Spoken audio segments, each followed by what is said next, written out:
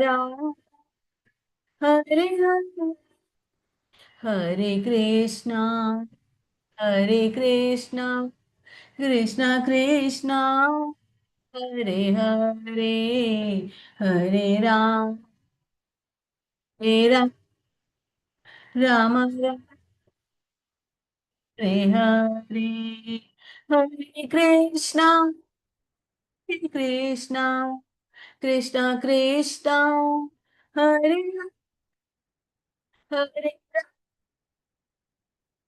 Ram, Ram Ram, Hare Jaya Ram, Ram Ram, De Jaya Ram, De Jaya Ram, Gauranitai Jaya Gauranitai Jaya Jaya Prabhupada Prabhupada Prabhupada Jaya Jaya Srila Prabhupada हरे कृष्ण प्रभु जी धन्यवाद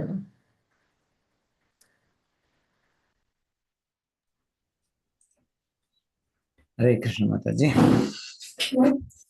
ओम अज्ञानतिमिरान्धस्य ज्ञानाञ्जनशलाकया चक्षुरुन्मीलितं येन तस्मै श्रीगुरवे नमः। नमो विष्णुपादाय कृष्णपृष्ठाय भूतले श्रीमते भक्तिवेदान्ता स्वामीति नामिने। नमस्ते सारस्वते देवे गौरवाणी प्रचारिणे निर्विशेषा शून्यवादी पाश्चात्य देशतारिणे। जय श्री कृष्णा चैतन्य प्रभु नित्यानंद श्री अद्वैत गदाधर श्रीवासदि गौरभक्त वृंदा। हरे कृष्णा कृष्ण कृष्ण हरे हरे, हरे राम राम राम हरे हरे।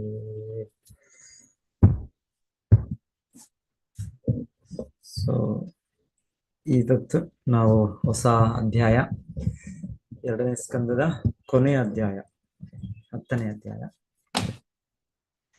ಸೊ ನಮ್ಮ ಹತ್ರ ಇಲ್ಲಿ ನೀವು ಯಾರಾದ್ರೂ ಶೇರ್ ಮಾಡೋಂದ್ರೆ ಶೇರ್ ಮಾಡಿ ನನಗೆ ವಾಟ್ಸ್ಆಪ್ ಅಲ್ಲಿ. ನಾನು ಶೇರ್ ಮಾಡ್ತೇನೆ. ಕಳಿಸಿದ್ದೇನೆ ಪ್ರಭುಜಿ ನಾನು. ಹರೇ ಕೃಷ್ಣ ಪ್ರಭುಜಿ. ಕಳಿಸಿದ್ದೀರಾ? ನಿಮಗೆ ನಾನು ಕಳಿಸಿದ್ದೇನೆ ಪ್ರಭುಜಿ, ನೋಡಿ. ಬೇಕಾ ಪ್ರಭುಜಿ?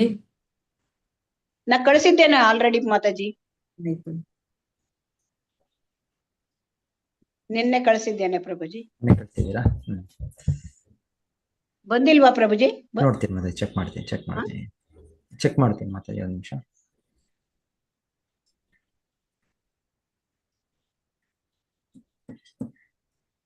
ಹಾ ಮಾತಾಜಿ ಕಳಿಸಿದ್ದೀರಾ, ನಿನ್ನೆ ಮಧ್ಯಾಹ್ನನೇ ಕಳಿಸಿದ್ದೀರಾ ನೀವು. ಧನ್ಯವಾದಗಳು ಮಾತಾಜಿ. ನಾನು ನೋಡಿಲ್ಲ.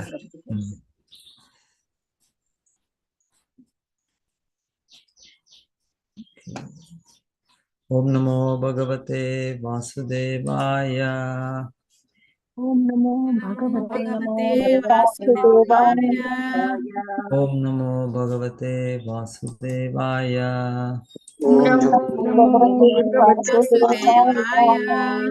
ಓಂ ನಮೋ ಭಗವತೆ ವಾಸುದೇವಾಯ. ಓಂ ನಮೋ ಭಗವತೆ ವಾಸುದೇವಾಯ. ನಾರಾಯಣಂ ನಮಸ್ಕೃತ್ಯ ನರಂ ಚೈವ ನರೋತ್ತಮಂ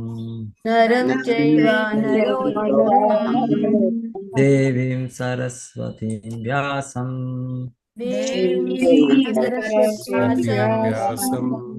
ತತೋ ಜಯಂ ಉದೀರಯೇತ್. ನಷ್ಟಪ್ರಾಯೇಷು ಅಭದ್ರೇಷು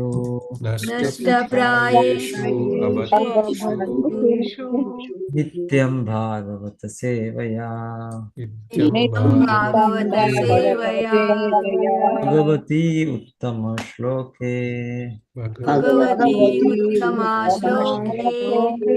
ಭಕ್ತಿರ್ಭವತಿ ನೈಷ್ಠಿಕಿ.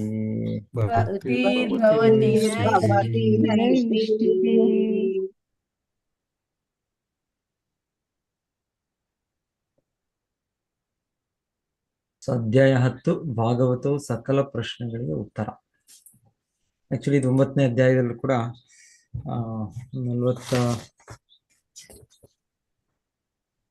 44ನೇ ಶ್ಲೋಕನ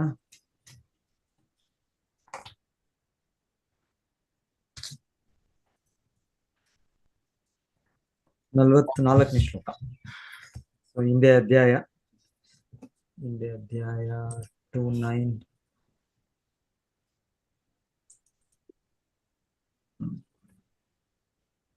43 44 ಪ್ರಭುಜಿ, ದಶಲಕ್ಷಣಂ. 44 ಅಲ್ಲಿ ಹೇಳಿದ್ದು ಈ ತರ ಭಾಗವತದ 10 ವಿಷಯಗಳನ್ನ ಇದನ್ನ ವಿವರಿಸಬೇಕು. ಇವು ಯಾರು? ಬ್ರಹ್ಮದೇವರು ನಾರದ ವಿವರಿಸಿದ್ರು ಅಂತ ಹೇಳ್ತಾರೆ. 44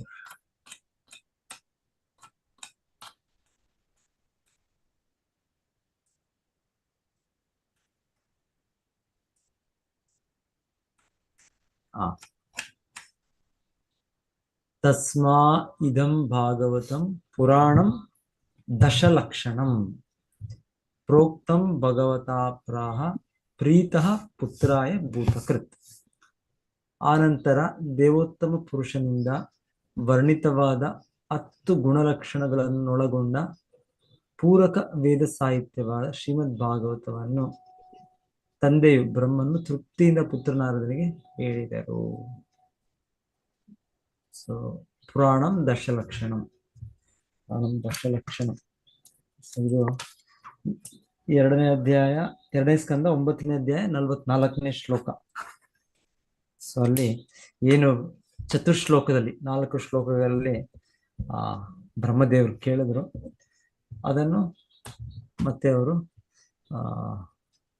10 ಗುಣಲಕ್ಷಣಗಳನ್ನು ಒಳಗೊಂಡ ಇದನ್ನು ಇನ್ನ ಸ್ವಲ್ಪ ಡೀಟೇಲ್ ಆಗಿ ಹೇಳಿದ್ರು ಅಂತ ಹೇಳ್ತಾ ಇದ್ದಾರೆ. ಯಾರಿಗೆ? ನಾರದರಿಗೆ. ಸೊ ಬ್ರಹ್ಮ ನಂತರ ನಾರದರು ಗುರುಶ್ರೀ ಪರಂಪರೆಯಲ್ಲಿ. ಸೊ 10 ಲಕ್ಷಣಗಳಿದೆ ಭಾಗವತ. ಸೊ ಈ ಅಧ್ಯಾಯದಲ್ಲಿ 10 ಲಕ್ಷಣಗಳು ಇದರ ವಿವರಣೆ ಇದೆ. ಸೊ 4 ಚತುರ್ಶ್ಲೋಕದಲ್ಲೇ ಎಲ್ಲವೂ ಇದೆ, ಆದರೆ ಅದನ್ನು ನಮಗೆ ಅರ್ಥ ಮಾಡ್ಕೋ ರೀತಿಯಲ್ಲಿ ಇದನ್ನ ಇನ್ನ ದೊಡ್ಡದಾಗಿ ಹೆಚ್ಚು ಇದು ಮಾಡಿದ್ದಾರೆ. ಗುರುಶ್ರೀ ಪರಂಪರೆಯಲ್ಲಿ ನಮಗೆ ಲಾಸ್ಟ್ ಇದೇ ಭಾವಾರ್ಥ ನಾವು ನೋಡಿದ್ದು. ಈ 4 ಶ್ಲೋಕಗಳಿದೆ ಅನ್ನೋದಕ್ಕೆ ಬೇರೆ ಶ್ಲೋಕಗಳು ಬೇಡ ಅಂತಲ್ಲ, ಬೇಕು ನಮಗೆ ಈ ಭಾಗವತವನ್ನು ಅರ್ಥ ಮಾಡ್ಕೊಳ್ಳಿಕ್ಕೆ ನಮಗೆ ಬಾಕಿ ಶ್ಲೋಕಗಳು ಬೇಕು. ಈ 10 ವಿಷಯಗಳೇನು ಭಾಗವತದಲ್ಲಿದೆ ಅದು ಬೇಕು. ಅದು ನಮಗೆ 18,000 ಶ್ಲೋಕಗಳಲ್ಲಿ ಅದು ಕೊಟ್ಟಿದ್ದಾರೆ. ಸೊ ಈ ಅಧ್ಯಾಯದಲ್ಲಿ ಈ ಭಾಗವತದಲ್ಲಿ 10 ವಿಷಯಗಳಿದೆ.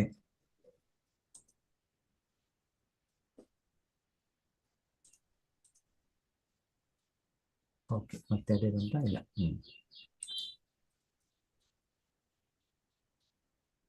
10 ಲಕ್ಷಣಗಳು ಅಂತ, ದಶಲಕ್ಷಣ ಅಂತ ಹೇಳಿದ್ರು. ಅದು ಆ ಶ್ಲೋಕ ಏನ್ ಹೇಳಿದ್ರು?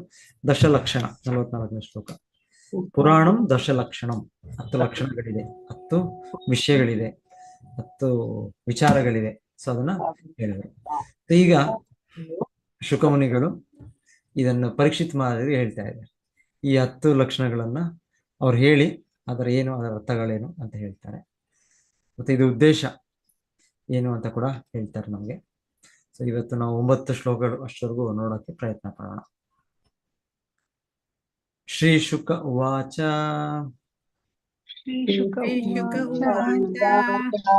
ಅತ್ರ ಸರ್ಗೋ ವಿಸರ್ಗಶ್ಚ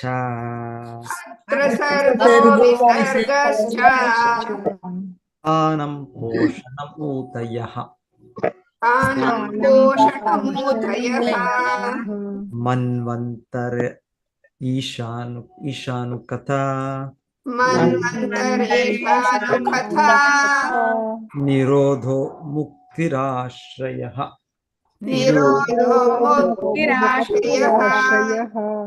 ಇಲ್ಲಿ ಇದು ಮತ್ತೆ ಕೂಡ ಇದೇ ರೀತಿ ಇಲ್ಲಿ 12ನೇ ಸ್ಕಂದನ ಹೇಳಿದ್ದೀನಿ. 12ನೇ 8 ನೋಡೋಣ. ಭಾಗವತದಲ್ಲಿ 12 8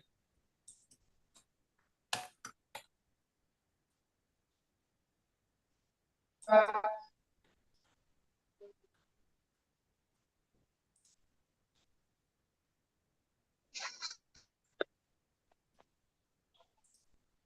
12ನೇ ಸ್ಕಂದದಲ್ಲಿ, ಕೊನೆಯ ಸ್ಕಂದದಲ್ಲಿ ಭಾಗವತದ 12ನೇ ಅಧ್ಯಾಯದಲ್ಲಿ ಭಾಗವತವನ್ನು ಸಾರಾಂಶ ರೀತಿಯಲ್ಲಿ ಕೊಡ್ತಾರೆ. ಅಲ್ಲಿ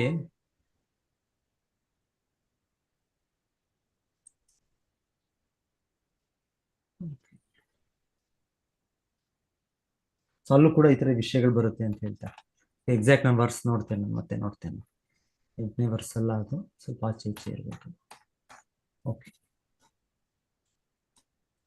ಸೊ ಈ 10 ವಿಷಯಗಳು ಈ ಭಾಗವತದ ಅಂತ ಹೇಳೋದು. ಶ್ರೀ ಶುಕಮುನಿಗಳು ಹೇಳಿದರು, ಶ್ರೀಮದ್ ಭಾಗವತದಲ್ಲಿ ಈ ಮುಂದಿನ ವಿಷಯದ ಬಗ್ಗೆ 10 ವಿಭಾಗಗಳ ನಿರೂಪಣೆಗಳಿವೆ. ಬ್ರಹ್ಮಾಂಡದ ಸೃಷ್ಟಿ. ಸೊ ಸರ್ಗ ಅಂದರೆ ಸೃಷ್ಟಿ. ಸೊ ಸೃಷ್ಟಿ, ಇದನ್ನು ಭಗವಂತನೇ ಮಾಡುವ ಸೃಷ್ಟಿ. ಸೊ ಈಗ ವಿವರಣೆ ಇದೆ, ಅದೇನೋ ಸೃಷ್ಟಿ ಅಂದ್ರೆ ಪಂಚಮಹಾಭೂತ, ಪಂಚ ಇಂದ್ರಿಯಗಳು, ಮತ್ತೆ ಇಂದ್ರಿಯ ವಸ್ತುಗಳು ಮತ್ತು ಮನಸ್ಸು, ಇದೆಲ್ಲ ಕೂಡಿದಂತೆ 16 ಅಂತ ಮುಂದೆ ಇವಾಗ ವಿವರಣೆ ಕೊಡ್ತಾರೆ. ಇದನ್ನ ಸರ್ಗ ಅಂತ ಹೇಳ್ತಾರೆ. ಮತ್ತೆ ವಿಸರ್ಗ ಅಂದ್ರೆ ಬ್ರಹ್ಮನ ಸೃಷ್ಟಿ, ಬ್ರಹ್ಮ ಮಾಡುವ ಸೃಷ್ಟಿ. ಬ್ರಹ್ಮನ ಸೃಷ್ಟಿಕರ್ತ ಅಂತ ಹೇಳ್ತೇವೆ. ಹೌದು, ಬ್ರಹ್ಮನ ಸೃಷ್ಟಿಕರ್ತ. ಆದರೆ ವಸ್ತುಗಳನ್ನ ಭಗವಂತನ ಸೃಷ್ಟಿ ಮಾಡಿದ ಮೊದಲಿಗೆ ಸರ್ಗದಲ್ಲಿ, ಆ ಸರ್ಗದಲ್ಲಿ ಭಗವಂತರು ಮಾಡಿದ ಸೃಷ್ಟಿಯನ್ನು ಉಪಯೋಗಿಸಿಕೊಂಡು ಬ್ರಹ್ಮದೇವರು ವಿಸರ್ಗ ನಂತರ ಸೃಷ್ಟಿಯನ್ನು ಮಾಡ್ತಾರೆ. ಸೊ ಪ್ರಾಥಮಿಕ ಸೃಷ್ಟಿ ಮತ್ತೆ ಸೃಷ್ಟಿ, primary creation, secondary creation. So ಹೇಗೆ ಇವಾಗ ಒಂದು ಹೇಳ್ಬೇಕಾದ್ರೆ, ನಾವು ಕಟ್ಟಡ ನಿರ್ಮಾಣ ಮಾಡುವಾಗ ನಾವು ಯಾರಿಗಾದ್ರು ಒಬ್ರು ಬಿಲ್ಡರ್ ಯಾರು ಹೇಳ್ಬೋದು, ಇಲ್ಲಾಂದ್ರೆ ಎಷ್ಟೋ ಜನಕ್ಕೆ ರೆಡಿಮೇಡ್ ಫ್ಲಾಟ್ ಸಿಗುತ್ತೆ. ನಮಗೆ ರೆಡಿಮೇಡ್ ಫ್ಲಾಟ್ ಸಿಗೋದು, ಫ್ಲಾಟು, ದೊಡ್ಡ ಬಿಲ್ಡಿಂಗು ಎಲ್ಲ ಸಿಗುತ್ತೆ. ಇದನ್ನ ಒಬ್ಬರು ಇವರು ಮಾಡ್ತಾರೆ, ಆರ್ಕಿಟೆಕ್ಟು, ಬಿಲ್ಡರು, ಅವ್ರ ಕಂಪನಿ ಅವ್ರು ಮಾಡ್ತಾರೆ. ಸೊ ಅವರು ಮಾಡ್ತಾರೆ, ಆದರೆ ಅವ್ರು ಎಲ್ಲಿಂದ ಪದಾರ್ಥಗಳನ್ನ ತಗೊಳ್ತಾರೆ? ಅವರು ಕೂಡ ಎಲ್ಲಿಂದ ಒಂದು ಕಂಪನಿ, ಒಂದು ಸಿಮೆಂಟ್ ಒಂದು ಕಂಪನಿಯಿಂದ, ಇಲ್ಲಾಂದ್ರೆ ರೆಡಿಮೇಡ್ ಮಿಕ್ಸ್ ಅದೊಂದು ಕಂಪನಿಯಿಂದ ತಗೊಳ್ತಾರೋ, ಮಣ್ಣು, ಕಲ್ಲು, ಕಬ್ಬಿಣ ಬೇಕು, ಸ್ಟೀಲು. ಸೊ ಇದೆಲ್ಲವೂ ಕೂಡ ಅವರು ಆ ಕಂಪನಿಗಳನ್ನ ತಗೊಂಡು ಅವ್ರು ಖರೀದಿ ಮಾಡಿ ಅವ್ರು ಮತ್ತೆ ಅದನ್ನ ಮಾಡ್ತಾರೆ. ನಮಗೆ ಇವಾಗ ಕೊಟ್ಟವರು, ನಿಮಗೆ ಯಾರು ಕಂಪನಿಯವರು ಯಾರು, ಬ್ರಿಗೇಡ್ ಬಿಲ್ಡರ್ಸು, ಇಲ್ಲಾಂದ್ರೆ ಇನ್ನೊಬ್ರು ಬಿಲ್ಡರ್ಸ್, ಎಷ್ಟೋ ಬಿಲ್ಡರ್ಸ್ ಇದ್ದಾರೆ. ಸೊ ಇವರು ನಿಮ್ಗೆ ಕೊಟ್ಟಿರ್ಬೋದು. ಹಾಗೆ ಬ್ರಹ್ಮದೇವರು ಸೃಷ್ಟಿ ಮಾಡ್ತಾರೆ, ಈ ಲೋಕಗಳು, ನಾವು ದೇಹಗಳೆಲ್ಲ ಮಾಡ್ತಾರೆ. ಆದ್ರೆ ಅವ್ರು ತಗೊಂಡಿದ್ದು ಪದಾರ್ಥಗಳು ತಗೊಂಡಿದ್ದು ಮೊದಲೇ ಇದ್ದ ಇವರಿಂದ. ಹೇಗೆ ಇವರು ಬಿಲ್ಡರ್ಸ್ ತಗೊಳ್ಳೋದು, ಇವರು ಮೊದಲೇ ಅವರು ತಯಾರಿ ಮಾಡುವ ಕೈಗಾರಿಕೆಗಳಿದೆ, ಸಿಮೆಂಟ್ ತಯಾರು ಮಾಡೋ ಕೈಗಾರಿಕೆಗಳಿದೆ, ಕಬ್ಬಿಣ ಮಾಡೋ ಕೈಗಾರಿಕೆಗಳಿದೆ, ಅದ್ರ ಕಂಪನಿಗಳಿವೆ. ಮತ್ತೆ ಇಲ್ಲಾಂದ್ರೆ ಮಣ್ಣು, ಕಲ್ಲು, ಇದೆಲ್ಲ ಬೇಕು, ಇದನ್ನ ತಗೊಳ್ತಾರೆ ಅವರು. ಸೊ ಇದರಿಂದ ಅವ್ರು ಮಾಡ್ತಾರೆ. ಸೊ ಹಾಗೆ ಬ್ರಹ್ಮನ್ ಕೂಡ ಸೃಷ್ಟಿ ಮಾಡೋದು ಸೆಕೆಂಡರಿ. ಪ್ರಾಥಮಿಕವಾಗಿ ಮಾಡೋದು ಮಹಾವಿಷ್ಣುವಿಂದನೇ ಎಲ್ಲವೂ ಬರೋದು. ನಂತರ ಸೃಷ್ಟಿಯಾಗೋದು ಇವರಿಂದ, ಯಾರಿಂದ? ಬ್ರಹ್ಮದೇವರಿಂದ. ಅದು ವಿಸರ್ಗ ಅಂತ ಹೇಳ್ತಾರೆ. ಸೊ ಇಲ್ಲಿ ಭಾಗವತದಲ್ಲಿ ವಿಷಯಗಳಲ್ಲಿ ಸರ್ಗ, ಅದರ ಒಂದು ವಿವರಣೆ ಇದೆ. ಭಗವಂತನಿಂದನೇ ಬರೋದು ಈ ಪಂಚಭೂತ ಮಹತ್ತತ್ವ, ಅದೆಲ್ಲ ವಿವರಣೆ ಇದೆ. ಹಾಗೆ ವಿಸರ್ಗವಾದ ಬ್ರಹ್ಮದೇವರ ಸೃಷ್ಟಿ ವಿವರಣೆ ಇದೆ. ಸೊ ಅದಕ್ಕೆ ಅದು ಇನ್ನೊಂದು ಎರಡನೆಯ ಸೃಷ್ಟಿ, ಪ್ರಾಥಮಿಕದಲ್ಲ, ಎರಡನೇ ಮತ್ತೆ ಸೃಷ್ಟಿ. ಸೊ ಬ್ರಹ್ಮಾಂಡದ ಸೃಷ್ಟಿ ಅಂತ ಹೇಳ್ತಾ ಇದ್ದಾರೆ. ಬ್ರಹ್ಮಾಂಡ ಸೃಷ್ಟಿ ಮೂಲತಃ ಭಗವಂತನಿಂದ. ಸರ್ಗ ಉಪಸೃಷ್ಟಿ ಅಂದ್ರೆ ಬ್ರಹ್ಮದೇವರಿಂದ. ಮತ್ತೆ ಗ್ರಹ ವ್ಯೂಹಗಳನ್ನ ಸ್ಥಾನಂ ಅಂತ ಹೇಳ್ತಾರೆ. ಇಲ್ಲಿ ಹೀಗೆ ವಿವರಣೆ ಕೊಡ್ತಾ ಇದ್ದಾರೆ.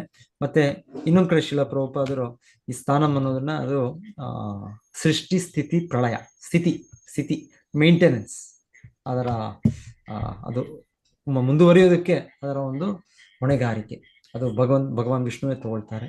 ಆ ರೀತಿ ಕೂಡ ಅದರ ಒಂದು ವಿವರಣೆ ಕೊಟ್ಟಿದ್ದಾರೆ. ನಾವು ಅದು ಕೂಡ ನೋಡೋಣ. ಚೈತನ್ಯ ಚರಿತಾಮೃತದಲ್ಲಿ ಕೂಡ ಶಿಲಾ ಪ್ರಭುಪಾದರು ಇದನ್ನ ಶ್ಲೋಕಗಳನ್ನ ಇನ್ನೊಂದು ರೀತಿಯಲ್ಲಿ ವಿವರಿಸಿದ್ದಾರೆ. ಸೊ ವಿಸರ್ಗ ಅಂದ್ರೆ ಮೊದಲ ಭಗವಂತನಿಂದನೇ ಮಹಾವಿಷ್ಣುವಿನ ಆಗುವ ಸೃಷ್ಟಿ.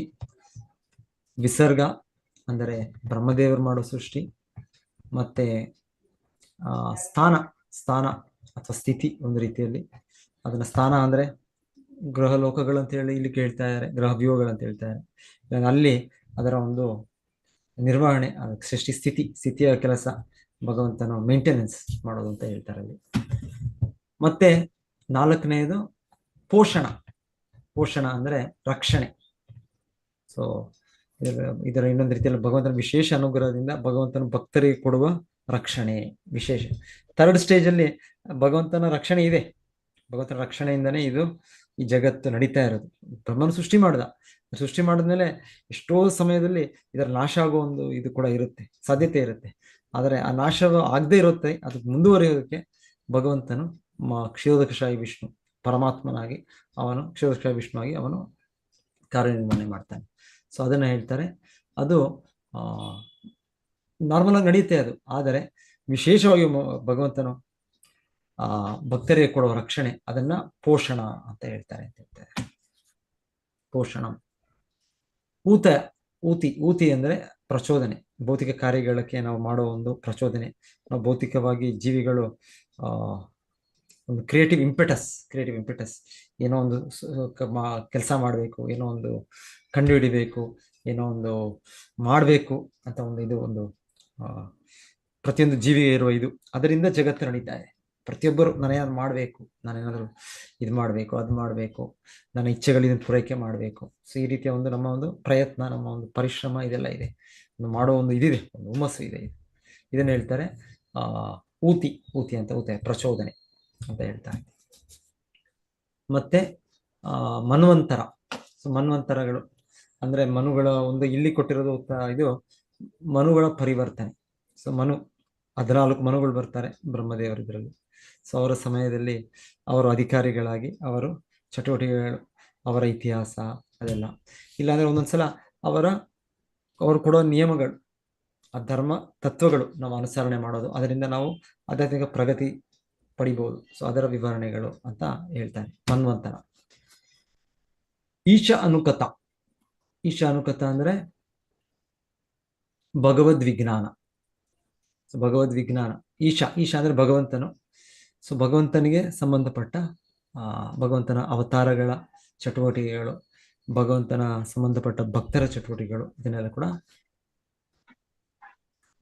ಈಶ ಅನುಕತ.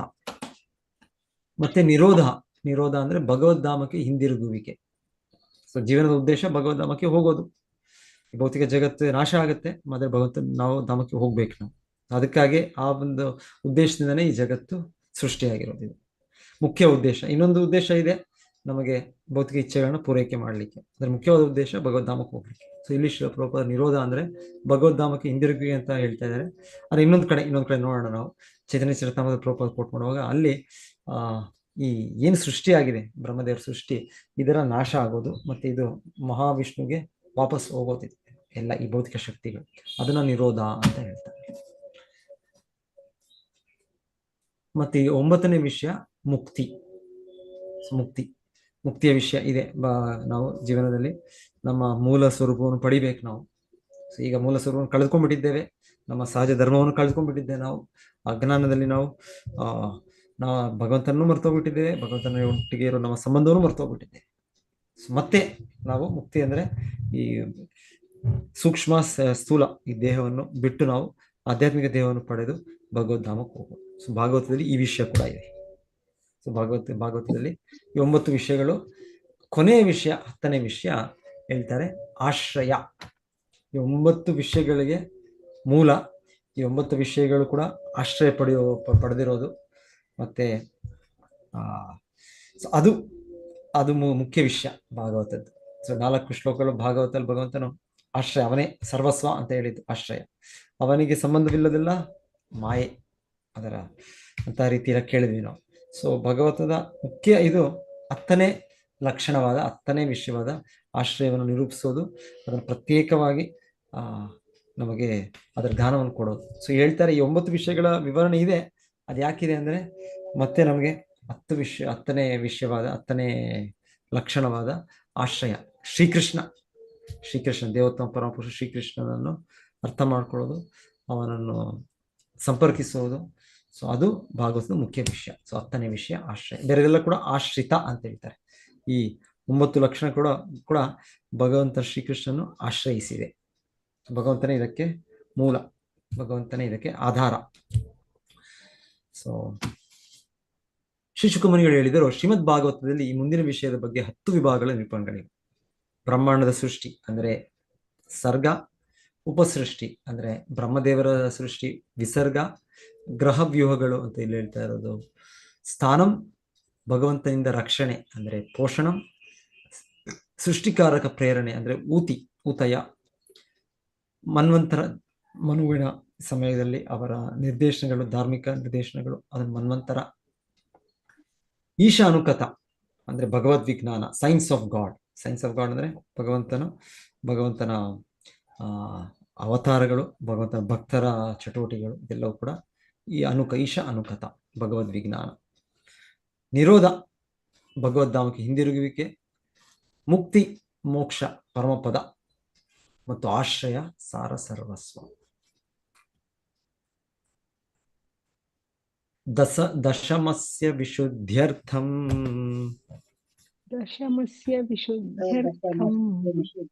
ನವಾನಾಮಿಹ ಲಕ್ಷಣಂ ವರ್ಣಯಂತಿ ಮಹಾತ್ಮಾನ ಶ್ರುತೇನಾರ್ಥೇನ ಚಾಂಜಸ.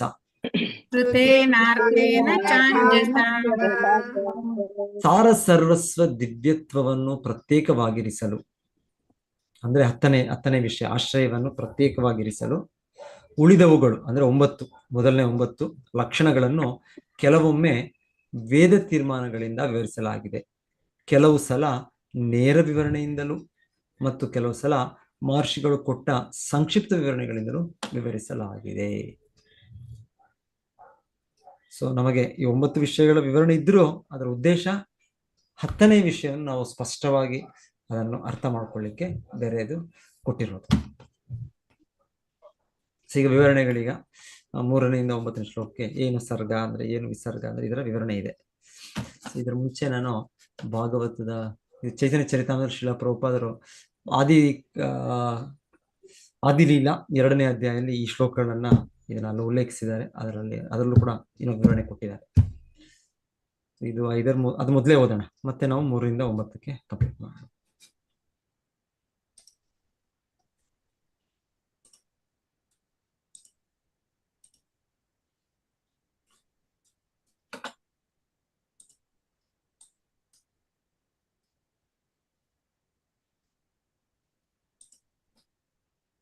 ಓಕೆ, ಸೊ ಈ ಶ್ಲೋಕ ಇದು ಕನ್ನಡದಲ್ಲಿ ಸ್ವಲ್ಪ ಟ್ರಾನ್ಸ್ಲೇಷನ್ ಬೇರೆ ತರ ಬರ್ತಾ ಇದೆ. ಅತ್ರ ಸರ್ಗೋ ವಿಸರ್ಗ ಚ ಸ್ಥಾನ ಪೋಷಣ ಊತಯ ಮನ್ವಂತರ ಏಷಾನುಕತ ನಿರೋಧೋ ಮುಕ್ತಿರಾಶ್ರಯ. ಆಕ್ಚುಲಿ ಈ 2ನೇ ಅಧ್ಯಾಯದಲ್ಲಿ ಆದಿಲೀಲೆಯಲ್ಲಿ ಕೃಷ್ಣದಾಸ್ ಕವಿರಾಜ್ ಗೋಸ್ವಾಮಿಯರು ಕೃಷ್ಣನನ್ನು ದೇವೋತ್ತಮ ಪರಮಪುರುಷ, ಅವನು ಮೂಲ ರೂಪ ಅಂತ ಸ್ಥಾಪನೆ ಮಾಡ್ತಾ ಇದ್ದಾರೆ. ಸ್ಥಾಪನೆ ಮಾಡ್ತಾ ಅವರು ಇದು ಒಂದು ಸಾಕ್ಷಿ ಭಾಗವತದಲ್ಲಿ ಕೊಟ್ಟಿರೋದು ಅಂತ ಹೇಳ್ತಾ ಈ ಶ್ಲೋಕಗಳನ್ನ ಹೇಳೋದು. ಇದರ ಮುಂಚೆ ಕೃಷ್ಣಸ್ಸು ಭಗವಾನ್ ಸ್ವಯಂ, ಅದು ಭಾಗವತ ಪ್ರಥಮ ಸ್ಕಂದದಲ್ಲಿ ನಾವು ಕೇಳೋದು, ಎಲ್ಲ ಅವತಾರಗಳಿಗೆ ಮೂಲನು ಕೃಷ್ಣನು ಅಂತ ಹೇಳೋದು. ಸೊ ಅದಾದ್ಮೇಲೆ ಹಾಗೆ ಕೆಲವು ಇನ್ನ ನಿದರ್ಶನಗಳು ಹೇಳ್ತಾರೆ. ಬ್ರಹ್ಮದೇವರು ಸಾಕ್ಷಾತ್ಕರಿಸುವ ವಿಧಾನದಲ್ಲಿ ಅವರಿಗೆ ಕೃಷ್ಣನು ಕಾಣಿಸಿಕೊಂಡಿದ್ದು ಅದೆಲ್ಲ ಹೇಳ್ತಾರೆ. ಅದರ ಇದು ನಂತರ ಇಲ್ಲಿ ಇನ್ನೊಂದು ಶ್ಲೋಕವನ್ನು ವಿವರಿಸ್ತಾ ಅವರು ಈ ಭಾಗವತ ಇದನ್ನು ಸಾಕ್ಷಿಯಾಗಿ ಈ ಉಲ್ಲೇಖವನ್ನು ಕೊಡ್ತಾರೆ. ಸೊ ಇಲ್ಲಿ 10 ವಿಷಯಗಳನ್ನು ವಿವರಿಸಲಾಗಿದೆ ಶ್ರೀಮದ್ ಭಾಗವತದಲ್ಲಿ. ಬ್ರಹ್ಮಾಂಡದ ಅಂಶಗಳ ಸೃಷ್ಟಿ, ಸೊ ಸೇಮ್ ಇದನ್ನ ಸರ್ಗ. ಬ್ರಹ್ಮನ ಸೃಷ್ಟಿಗಳು ವಿಸರ್ಗ. ಸೃಷ್ಟಿಯ ನಿರ್ವಹಣೆ, ಸೊ ಇದು ನಾವು ಕೇಳಿದ್ದು ಸ್ಥಿತಿ ಅಲ್ಲ, ಏನ್ ಕೇಳಿದ್ ನಾವು ಸ್ಥಾನ 10 ಗ್ರಹ ವ್ಯೂಹಗಳು ಅಂತ ಕೇಳಿದ್ವಿ ಅಲ್ಲಿ. ಸೊ ಇಲ್ಲಿ ಸೃಷ್ಟಿಯ ನಿರ್ವಹಣೆ ಅಂತ ಹೇಳ್ತಾರೆ ಶ್ರೀಲ ಪ್ರಭುಪಾದ. 4ನೇದು ನಿಷ್ಠಾವಂತರಿಗೆ ನೀಡದ ವಿಶೇಷ ಅನುಗ್ರಹ, ಇದು ಭಕ್ತರಿಗೆ ಭಗವಂತನು ಕೊಡುವ ವಿಶೇಷ ಅನುಗ್ರಹ. ಸೊ ಇಲ್ಲಿ ಎಕ್ಸ್ಪ್ಲೇನ್ ಮಾಡ್ತಾರೆ, ಮುಂದೆ ಶ್ರೀಲ ಪ್ರಭುಪಾದ ಮಾಡ್ತಾರೆ. ರಾಜನು ಕೂಡ ರಕ್ಷಣೆ ಕೊಡ್ತಾ ಇದ್ದಾನೆ, ಪ್ರತಿಯೊಂದು ಜೀವಿಗೂ ರಕ್ಷಣೆ ಕೊಡ್ತಾ ಇದ್ದಾನೆ. ಆದರೆ ತನ್ನ ಮಕ್ಕಳಿಗೆ ಅವನು ವಿಶೇಷ ರಕ್ಷಣೆ ಕೊಡ್ತಾನೆ. ಉದಾಹರಣೆ ಕೊಡ್ತಾರಲ್ಲ, ಯಾರಾದರೂ ಪ್ರಜೆಗಳು ನೀರಿನಲ್ಲಿ ಬಿದ್ದಿದ್ರೆ, ರಾಜನು ಅಲ್ಲಿದ್ದರೆ ಅವನು ಹೇಳ್ತಾನೆ ತಕ್ಷಣವೇ, ಏನಂತ ಹೇಳ್ತಾನೆ, ತನ್ನ ಸಹಾಯಕರಿಗೆ ಹೇಳ್ತಾನೆ, ಹೋಗಿ ಅವನ ರಕ್ಷಿಸಿ ಅಂತ ಕಳಿಸ್ತಾನೆ.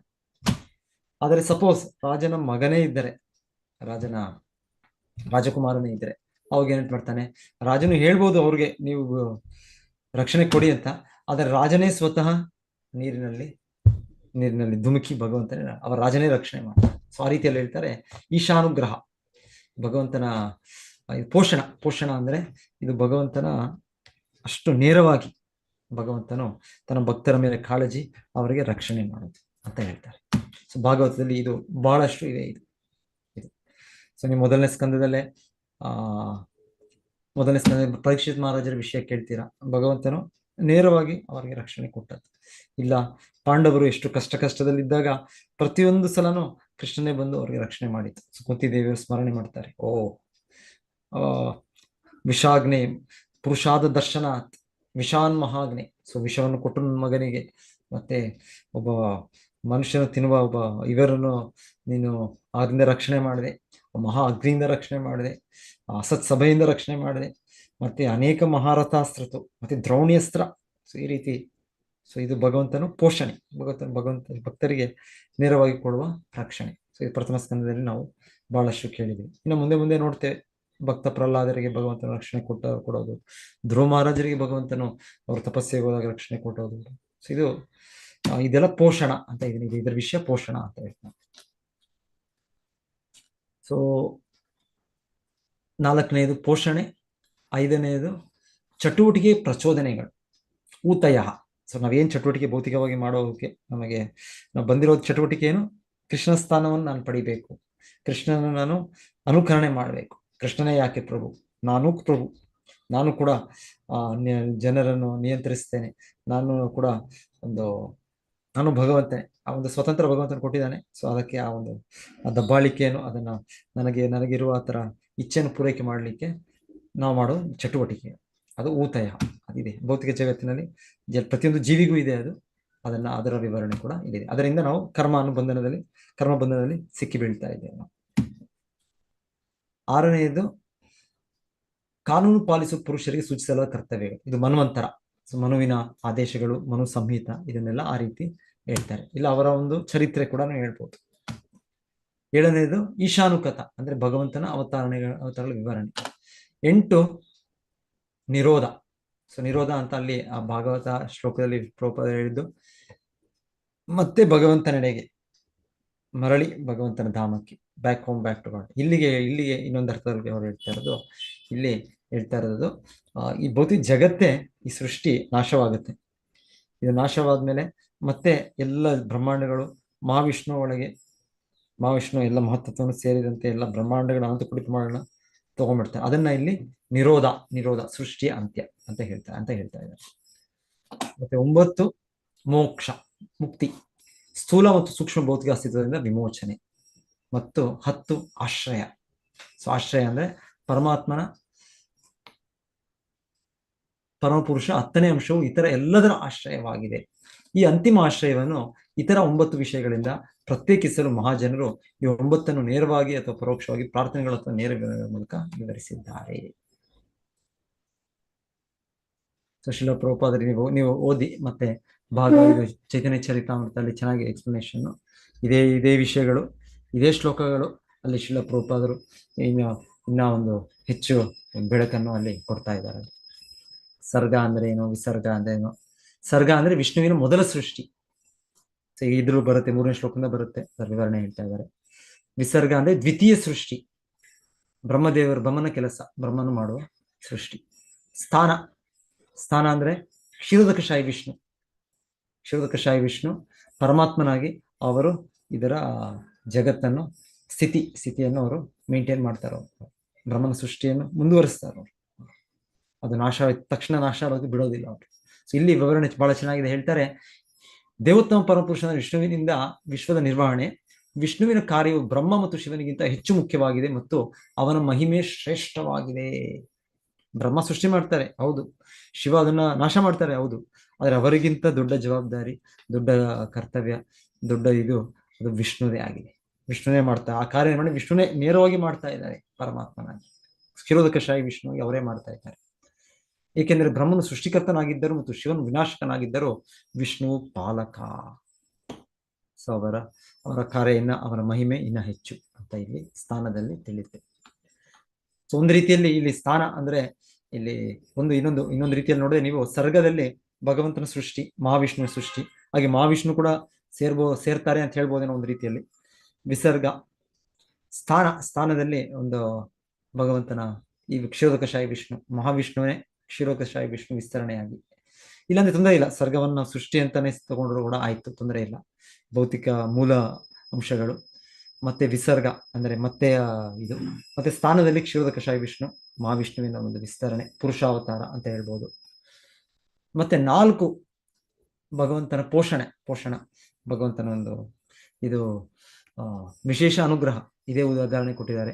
ಈ ರಾಜನ ಪ್ರಜೆಗಳಿಗೆ ರಕ್ಷಣೆ ಮಾಡೋದಕ್ಕೂ ತನ್ನ ಮಕ್ಕಳಿಗೆ ರಕ್ಷಣೆ ಮಾಡೋದಕ್ಕೂ ವ್ಯತ್ಯಾಸ ಇದೆ. ಹಾಗೆ ಭಗವಂತನು ಎಲ್ಲ ಸಮಸ್ತ ಜೀವಿಗಳ ರಕ್ಷಣೆ, ನಿತ್ಯೋ ನಿತ್ಯಾನಾಂ ಚೇತನಾನಾಂ ಏಕೋಯೋ ಭುವನಾಂ ವಿದಾತಿ ಕಾಮ, ಎಲ್ಲರ ರಕ್ಷಣೆ, ಎಲ್ಲರ ಪೋಷಣೆ ಮಾಡೋದು ಕೂಡ ಪ್ರತ್ಯೇಕವಾಗಿ ತನ್ನ ಭಕ್ತರನ್ನು ಮಾಡ್ತಾನೆ ಅಂತ ಪೋಷಣೆ, ಅದು ವಿವರಣೆ ಭಾಗವತದಲ್ಲಿ ನಮಗೆ ಭಗವಂತನ ಭಕ್ತಿ ಮತ್ತೆ ಮಾಡಿ ಭಗವಂತನ ಸಂಬಂಧ ಪಡೆಯುವ ಒಂದು ಪ್ರೋತ್ಸಾಹಿಸಲಿಕ್ಕೆ ಇದರ ತುಂಬಾ ವಿವರಣೆ ಇದೆ.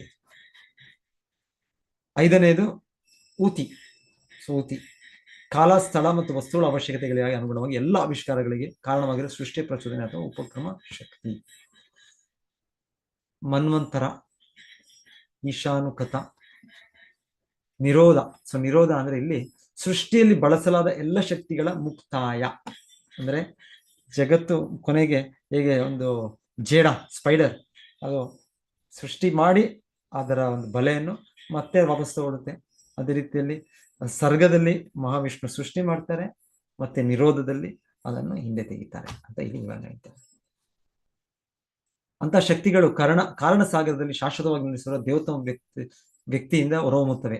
ಅವನ ಉಸಿರಿನೊಂದಿಗೆ ಪ್ರಕಟವಾದ ವಿಶ್ವಗಳು ಮತ್ತೆ ಸರಿಯಾದ ಸಮಯದಲ್ಲಿ ಕರಗುತ್ತವೆ.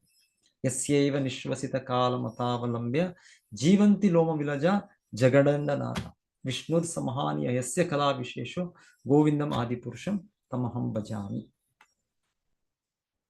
ಮತ್ತೆ 9ನೇ ವಿಷಯ ಮುಕ್ತಿ. ಮುಕ್ತಿ ಅಂದ್ರೆ ಭೌತಿಕ ಜಗತ್ತಿಂದ ನಾವು ಬದ್ಧ ಜೀವನದಿಂದ ಮುಕ್ತರಾಗಿ ನಮ್ಮ ಮೂಲ ಸ್ವರೂಪವನ್ನು ಪಡೆಯೋದು. ಮುಕ್ತಿ ಇತ್ವ ಅನ್ಯತಾ ರೂಪಂ ಸ್ವರೂಪೇಣ ವ್ಯವಸ್ಥಿತಿ. ಸೊ ಅದು ಇವಾಗ ಹೇಳ್ತಾರೆ ಬ್ರಹ್ಮದೇವರಲ್ಲಿ, ಇವರು ಶುಕಮುನಿಗಳು ಹೇಳ್ತಾರೆ. 10ನೇದು ಆಶ್ರಯ. ಸೊ ಆಶ್ರಯ ಅಂದ್ರೆ ಅದು ಕೇವಲ ಶ್ರೀಕೃಷ್ಣನೇ. ಸೊ ಭಾಗವತದಲ್ಲಿ ಇದರ ವಿವರಣೆ ಮತ್ತೆ ನಮ್ಗೆ ಹೇಳೋದು, ಕೃಷ್ಣನು ಆದಿಮೂಲ. ತನ್ನ ಇತರ ಅವತಾರಗಳಿರೋ ಇಲ್ಲಿ 19 ವಿಷಯಗಳು ಏನ್ ಹೇಳಿದ್ರೆ, ನೀವಲ್ಲಿ ನೋಡೋದು ಅಲ್ಲಿ ಈಶಾನುಕಥ ಇದೆ, ಭಗವಂತನ ಅವತಾರಗಳ ವಿವರಣೆ ಇದೆ. ಮತ್ತೆ ಏನ್ ಹೇಳ್ತಾರೆ, 3ನೇದು ಸ್ಥಾನದಲ್ಲೂ ಕೂಡ ಕ್ಷೀರೋದಕಶಾಹಿ ವಿಷ್ಣು ಪುರುಷಾವತಾರದ ವಿವರಣೆ ಇದೆ. ಆದರೆ ಕೃಷ್ಣನು ಇದಕ್ಕೆ ಬೇರೆ, ಅವನು ಇದಕ್ಕೆ ಭಿನ್ನನು ಅಂದ್ರೆ ಅವನೇ, ಆದರೂ ಕೂಡ ಕೃಷ್ಣನು ಮೂಲ, ಕೃಷ್ಣನು ಆಶ್ರಯ, ಬೇರೆ ಎಲ್ಲೆಯೂ ಆಶ್ರಿತ. ಇಲ್ಲಿ ಈ ಚೈತನ್ಯ ಚರಿತಾಮೃತದಲ್ಲಿ ಅದರ ವಿವರಣೆ ಇವರು ಕೃಷ್ಣದಾಸ್ ಕವಿರಾಜರು ಬಹಳ ಒತ್ತಿನಿಂದ ಕೊಡ್ತಾ ಇದ್ದಾರೆ. ಪರಮಾತ್ಮ ಪರಮಶ್ರೇಷ್ಠ. ಎಲ್ಲವೂ ಯಾರಿಂದ ಹೊರಹೊಮ್ಮುತ್ತದೆಯೋ, ಎಲ್ಲವೂ ಯಾರ ಮೇಲೆ ನೆಲೆಗೊಂಡಿದೆಯೋ ಮತ್ತು ಸರ್ವನಾಶದ ನಂತರ ಎಲ್ಲವೂ ಯಾರಲ್ಲಿ ವಿಲೀನಗೊಳ್ಳುತ್ತದೆಯೋ ಅವರೇ ಎಲ್ಲದರ ಮೂಲ ಮತ್ತು ಆಧಾರ. ವೇದಾಂತ ಸೂತ್ರದಲ್ಲಿರುವಂತೆ ಅಥಾತೋ ಬ್ರಹ್ಮ ಜಿಜ್ಞಾಸ ಜನ್ಮಾದಸ್ಯತಃ ಆಶ್ರಯನನ್ನು ಪರಬ್ರಹ್ಮ ಎಂದು ಕರೆಯುತ್ತಾರೆ. ಶ್ರೀಮದ್ ಭಾಗವತವು ವಿಶೇಷವಾಗಿ ಈ ಪರಬ್ರಹ್ಮನು ಆಶ್ರಯ ಎಂದು ವಿವರಿಸುತ್ತದೆ. ಪರಬ್ರಹ್ಮ ಪರಂಧಾಮ ಪವಿತ್ರಂ ಪರಮ ಭವಾನ್. ಶ್ರೀಕೃಷ್ಣನು ಈ ಆಶ್ರಯ. ಆದ್ದರಿಂದ ಜೀವನದ ಅತ್ಯಂತ ಅಗತ್ಯವೆಂದರೆ ಕೃಷ್ಣನ ವಿಜ್ಞಾನವನ್ನು ಅಧ್ಯಯನ ಮಾಡುವುದು. ಶ್ರೀಮದ್ ಭಾಗವತವು ಶ್ರೀಕೃಷ್ಣನನ್ನು ಎಲ್ಲಾ ಅಭಿವ್ಯಕ್ತಿಗಳ ಆಶ್ರಯವೆಂದು ಸ್ವೀಕರಿಸುತ್ತದೆ. ಏಕೆಂದರೆ ದೇವೋತ್ತಮ ಪರಮಪುರುಷನಾದ ಭಗವಾನ್ ಕೃಷ್ಣನು ಎಲ್ಲದರ ಅಂತಿಮ ಮೂಲ, ಎಲ್ಲದರ ಪರಮ ಗುರಿ. ಇಲ್ಲಿ 2 ವಿಭಿನ್ನ ತತ್ವಗಳನ್ನು ಪರಿಗಣಿಸಬೇಕು. ಅವುಗಳೆಂದರೆ ಆಶ್ರಯ ನೀಡುವ ವಸ್ತುವಾದ ಆಶ್ರಯ, ಅಂದ್ರೆ 10ನೇ ಲಕ್ಷಣ, 10ನೇ ವಿಷಯ ಭಾಗವತದ್ದು ಶ್ರೀಕೃಷ್ಣ, ಮತ್ತು ಆಶ್ರಯ ಅಗತ್ಯವಿರುವ ಅವಲಂಬಿತರು, ಆಶ್ರಿತ.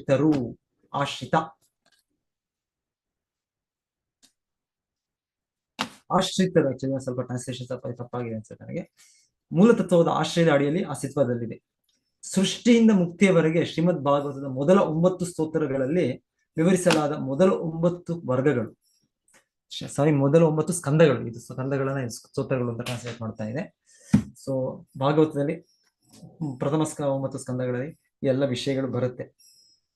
ಅದರ 10, 11 ಸ್ಕಂದದಲ್ಲಿ ವಿಶೇಷವಾಗಿ 10ನೇ ವಿಷಯವಾದ ಭಾಗವತ ಆಶ್ರಯ ಅಂತ ಹೇಳ್ತಾರೋ ಶ್ರೀಕೃಷ್ಣನ ವಿವರಣೆ ಇದೆ.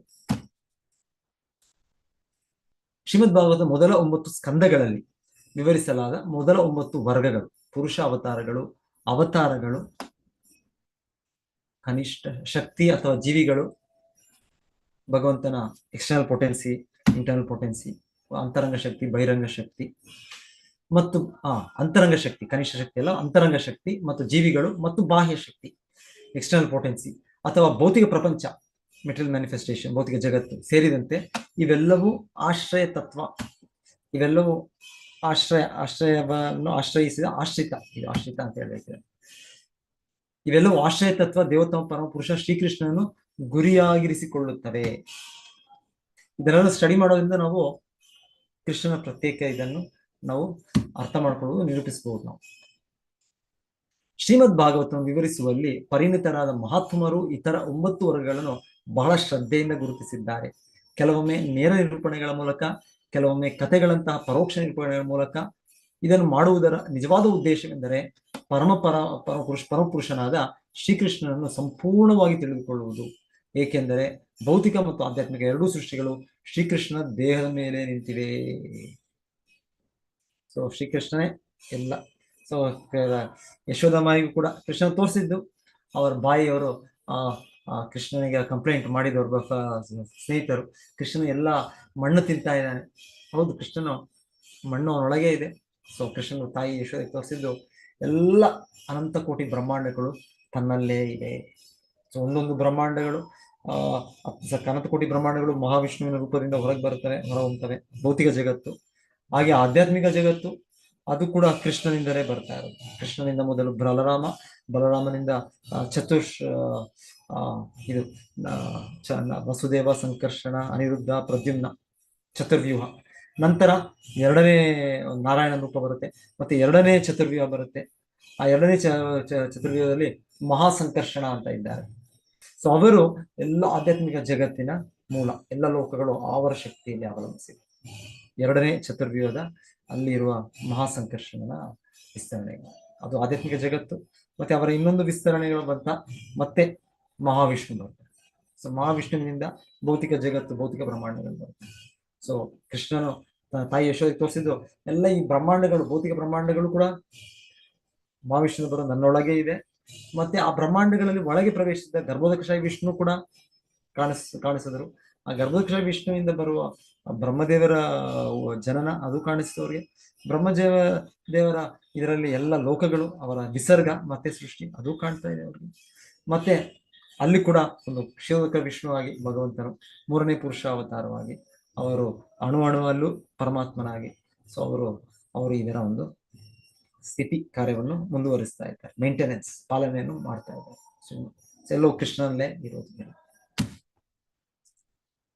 ಸೊ ಆಕ್ಚುಲಿ ಈ ಶ್ಲೋಕಗಳು ಇದರಲ್ಲಿ ಆದಿಲೀಲ ಚೈತನ್ಯ ಚರಿತ್ರೆ ಮೊದಲಿಗೆ ಇವರು ಕೃಷ್ಣದಾಸ್ ಕವಿರಾಜ ಗೋಸ್ವಾಮಿಯವರು ಕೊಡ್ತಾ ಅವರು ಶ್ರೀಕೃಷ್ಣನು ಮೂಲ, ಆಶ್ರಯ ಅಂತ ನಿರೂಪಿಸ್ತಾ ಇದ್ದಾರೆ.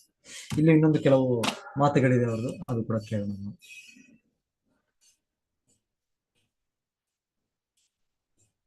ಎಲ್ಲದರ ಅಂತಿಮ ಆಶ್ರಯವನ್ನು ಸ್ಪಷ್ಟವಾಗಿ ತಿಳಿಯಲು ನಾನು ಇತರ 9 ವರ್ಗಗಳನ್ನು ವಿವರಿಸಿದ್ದೇನೆ. ಈ 9 ವರ್ಗಗಳ ಗೋಚರಿಸುವಿಕೆಯ ಕಾರಣವನ್ನು ಸರಿಯಾಗಿ ಅವುಗಳ ಆಶ್ರಯ ಎಂದು ಕರೆಯಲಾಗುತ್ತದೆ. ದೇವೋತ್ತಮ ವ್ಯಕ್ತಿ ಶ್ರೀಕೃಷ್ಣನು ಎಲ್ಲದಕ್ಕೂ ಆಶ್ರಯ ಮತ್ತು ವಾಸಸ್ಥಾನ. ಎಲ್ಲ ವಿಶ್ವಗಳು ಅವನ ದೇಹದಲ್ಲಿ ವಿಶ್ರಾಂತಿ ಪಡೆಯುತ್ತವೆ. ಇದೊಂದು ಶ್ಲೋಕ ಇದು ಹೇಳ್ತಾ ಇದ್ದಾರೆ. ಇದು ದಶಮೇ ದಶಮಂ ಲಕ್ಷಂ.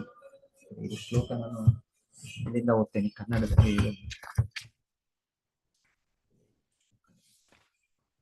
ಇದು ಕನ್ನಡ ಇಂಗ್ಲಿಷ್ ಟ್ರಾನ್ಸ್ಲೇಷನ್ ತಗೋತೇನೆ.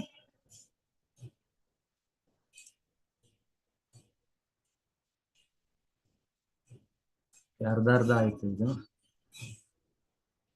ದಶಮೇ ದಶಮಂ ಲಕ್ಷಂ ಆಶ್ರಿತಾಶ್ರಯ ವಿಗ್ರಹಂ ಶ್ರೀಕೃಷ್ಣಾಖ್ಯಂ ಪರಂ ಧಾಮ ಜಗದ್ಧಾಮ ನಮಾಮಿ ತತ್.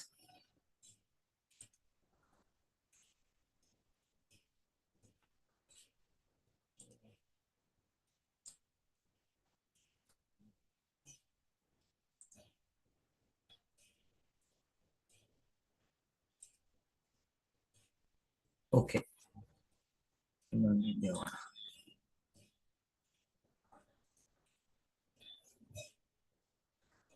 ಶ್ರೀಮದ್ ಭಾಗವತ 10ನೇ ಸ್ಕಂದವು 10ನೇ ವಸ್ತುವನ್ನು ಎಲ್ಲಾ ಶರಣದ ಆತ್ಮಗಳಿಗೆ ಆಶ್ರಯವಾಗಿರುವ ದೇವೋತ್ತಮ ಪರಮಪುರುಷನು ಬಹಿರಂಗಪಡಿಸುತ್ತದೆ.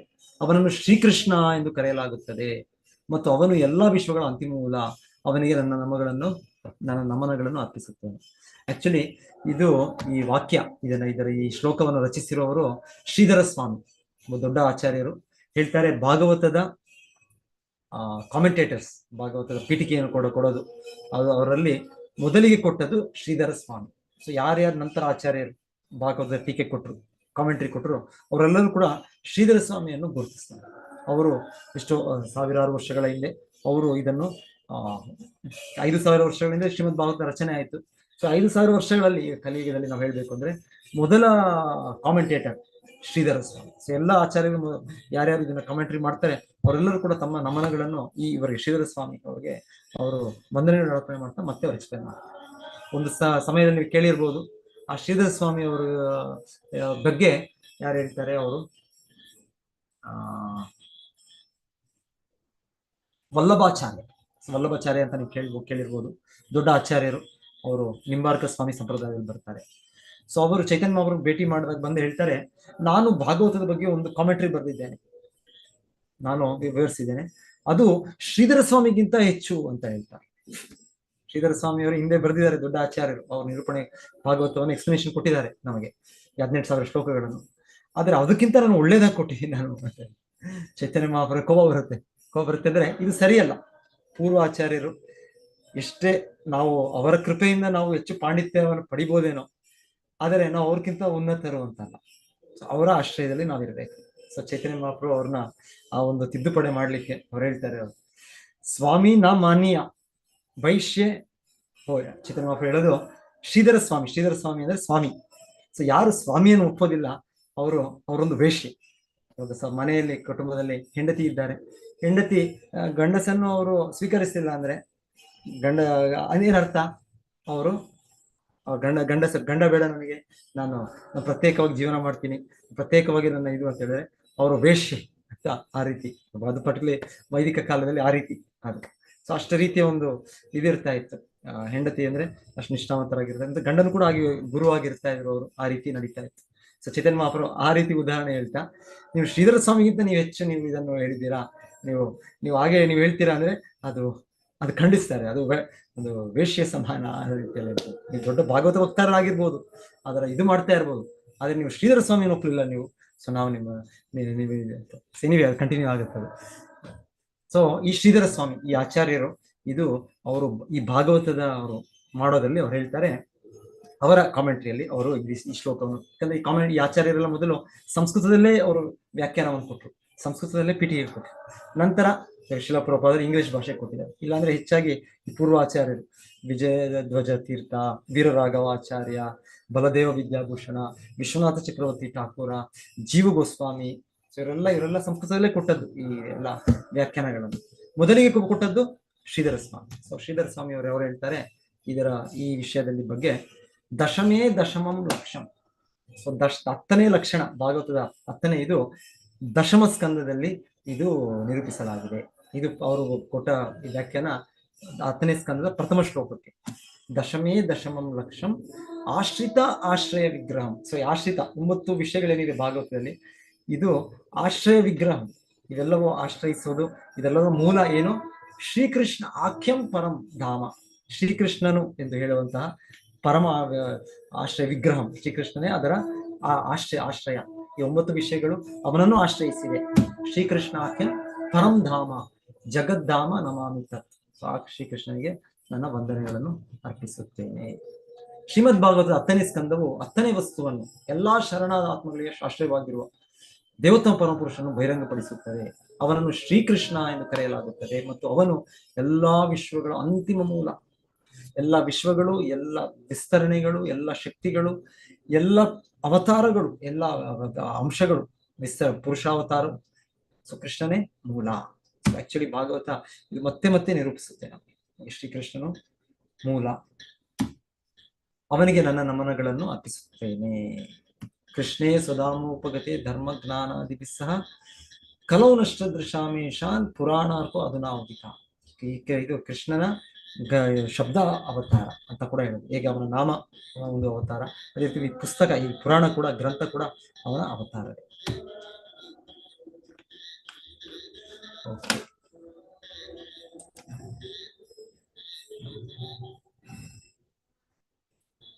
ಸೊ ನೀವು ಓದಿ ಮತ್ತೆ ಮುಂದೆ ಮುಂದುವರಿಸಿ. ಚೈತನ್ಯ ಚರಿತಾಮೃತದಲ್ಲಿ ಕೃಷ್ಣದಾಸ ಕವಿರಾಜರ ಗೋಸ್ವಾಮಿ 2ನೇ ಅಧ್ಯಾಯದಲ್ಲಿ ಆದಿಲೀಲಾಲಿ ವಿವರಣೆ ಇದೆ. ನೀವು ಇನ್ನೂ ಸ್ವಲ್ಪ ಓದಬೇಕು ಅಂದ್ರೆ ಇನ್ನು ಮತ್ತೆ ನೀವು ಓದಿ. ವಾಪಸ್ ಇದಕ್ಕೆ ಹೋಗ್ತೇನೆ ನಾನು.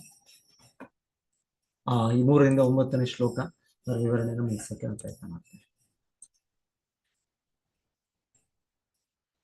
ಸೊ 3ನೇ ಶ್ಲೋಕ ಇದು ಈ ಭಾಗವತದ 10 ವಿಷಯಗಳು ಅಂತ ಹೇಳಿದ ಸರ್ಗ ಅಂದ್ರೆ ಸೃಷ್ಟಿ, ಪ್ರಾಥಮಿಕ ಸೃಷ್ಟಿ, ಇದರ ವಿವರಣೆ.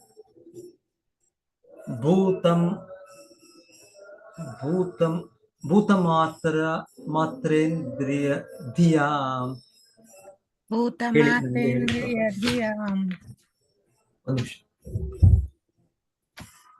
ಮಾತ್ರೇಂದ್ರಿಯ ಧಿಯಾಂ ಜನ್ಮ ಸರ್ಗ ಉದಾಹೃತಃ. ಉದಾಹೃತ ಅಂದ್ರೆ ಈ ತರ ಹೇಳಿದ್ದಾರೆ. ಬ್ರಹ್ಮಣೋ ಗುಣವೈಷಮ್ಯಾತ್ ವಿಸರ್ಗ ಪೌರುಷ ಸ್ಮೃತಃ.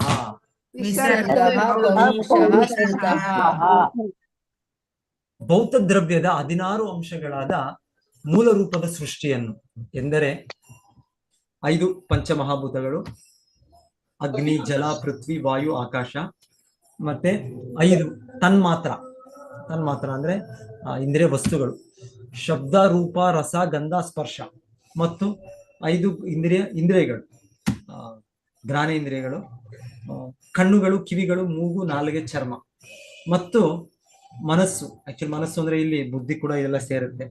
ಬೇರೆ ಒಂದು ರೀತಿ 24 ಅಂಶ, 22, 23 ಅಂಶ ಅಂತಾನೂ ಹೇಳ್ಬೋದು ನಾವು. ಅದೆಲ್ಲವೂ ಕೂಡ ಈ ಮನಸ್ಸಿನಲ್ಲೇ ಅವರು ಸೇರಿಸಿದ್ದಾರೆ, ಸರ್ಗದಲ್ಲಿ ಸೇರಿಸಿದ್ದಾರೆ. ಸರ್ಗವೆಂದು ತಿಳಿಯಲಾಗಿದೆ. ಪ್ರಕೃತಿ ಗುಣಗಳ ಅನಂತರದ ಪರಸ್ಪರ ಕ್ರಿಯೆಯ ಪರಿಣಾಮಗಳನ್ನು ವಿಸರ್ಗವೆಂದು ಕರೆಯಲಾಗಿದೆ. ನಂತರ ಪ್ರಕೃತಿ ಈ 16 ಇಲ್ಲಾಂದ್ರೆ 23 ಅದನ್ನೆಲ್ಲ ಉಪಯೋಗಿಸ್ಕೊಂಡು ಬ್ರಹ್ಮದೇವರು ಎಲ್ಲ ಜೀವಿಗಳನ್ನು ಸೃಷ್ಟಿ ಮಾಡ್ತಾರೆ. ಎಲ್ಲ ಸ್ಥಾವರ, ಜಂಗಮ, ನಿಂತ ಜೀವಿಗಳು, ಚಲನೆ ಮಾಡುವ ಜೀವಿಗಳು, ಬೇರೆ ಸೃಷ್ಟಿ ಎಲ್ಲ ಮಾಡ್ತಾರೆ. ಅವರು ದೇವತೆಗಳನ್ನು ಸೃಷ್ಟಿ ಮಾಡ್ತಾರೆ. ಸೊ ಇದೆಲ್ಲವೂ ಕೂಡ ವಿಸರ್ಗ ಅಂತ ಹೇಳ್ತಾರೆ.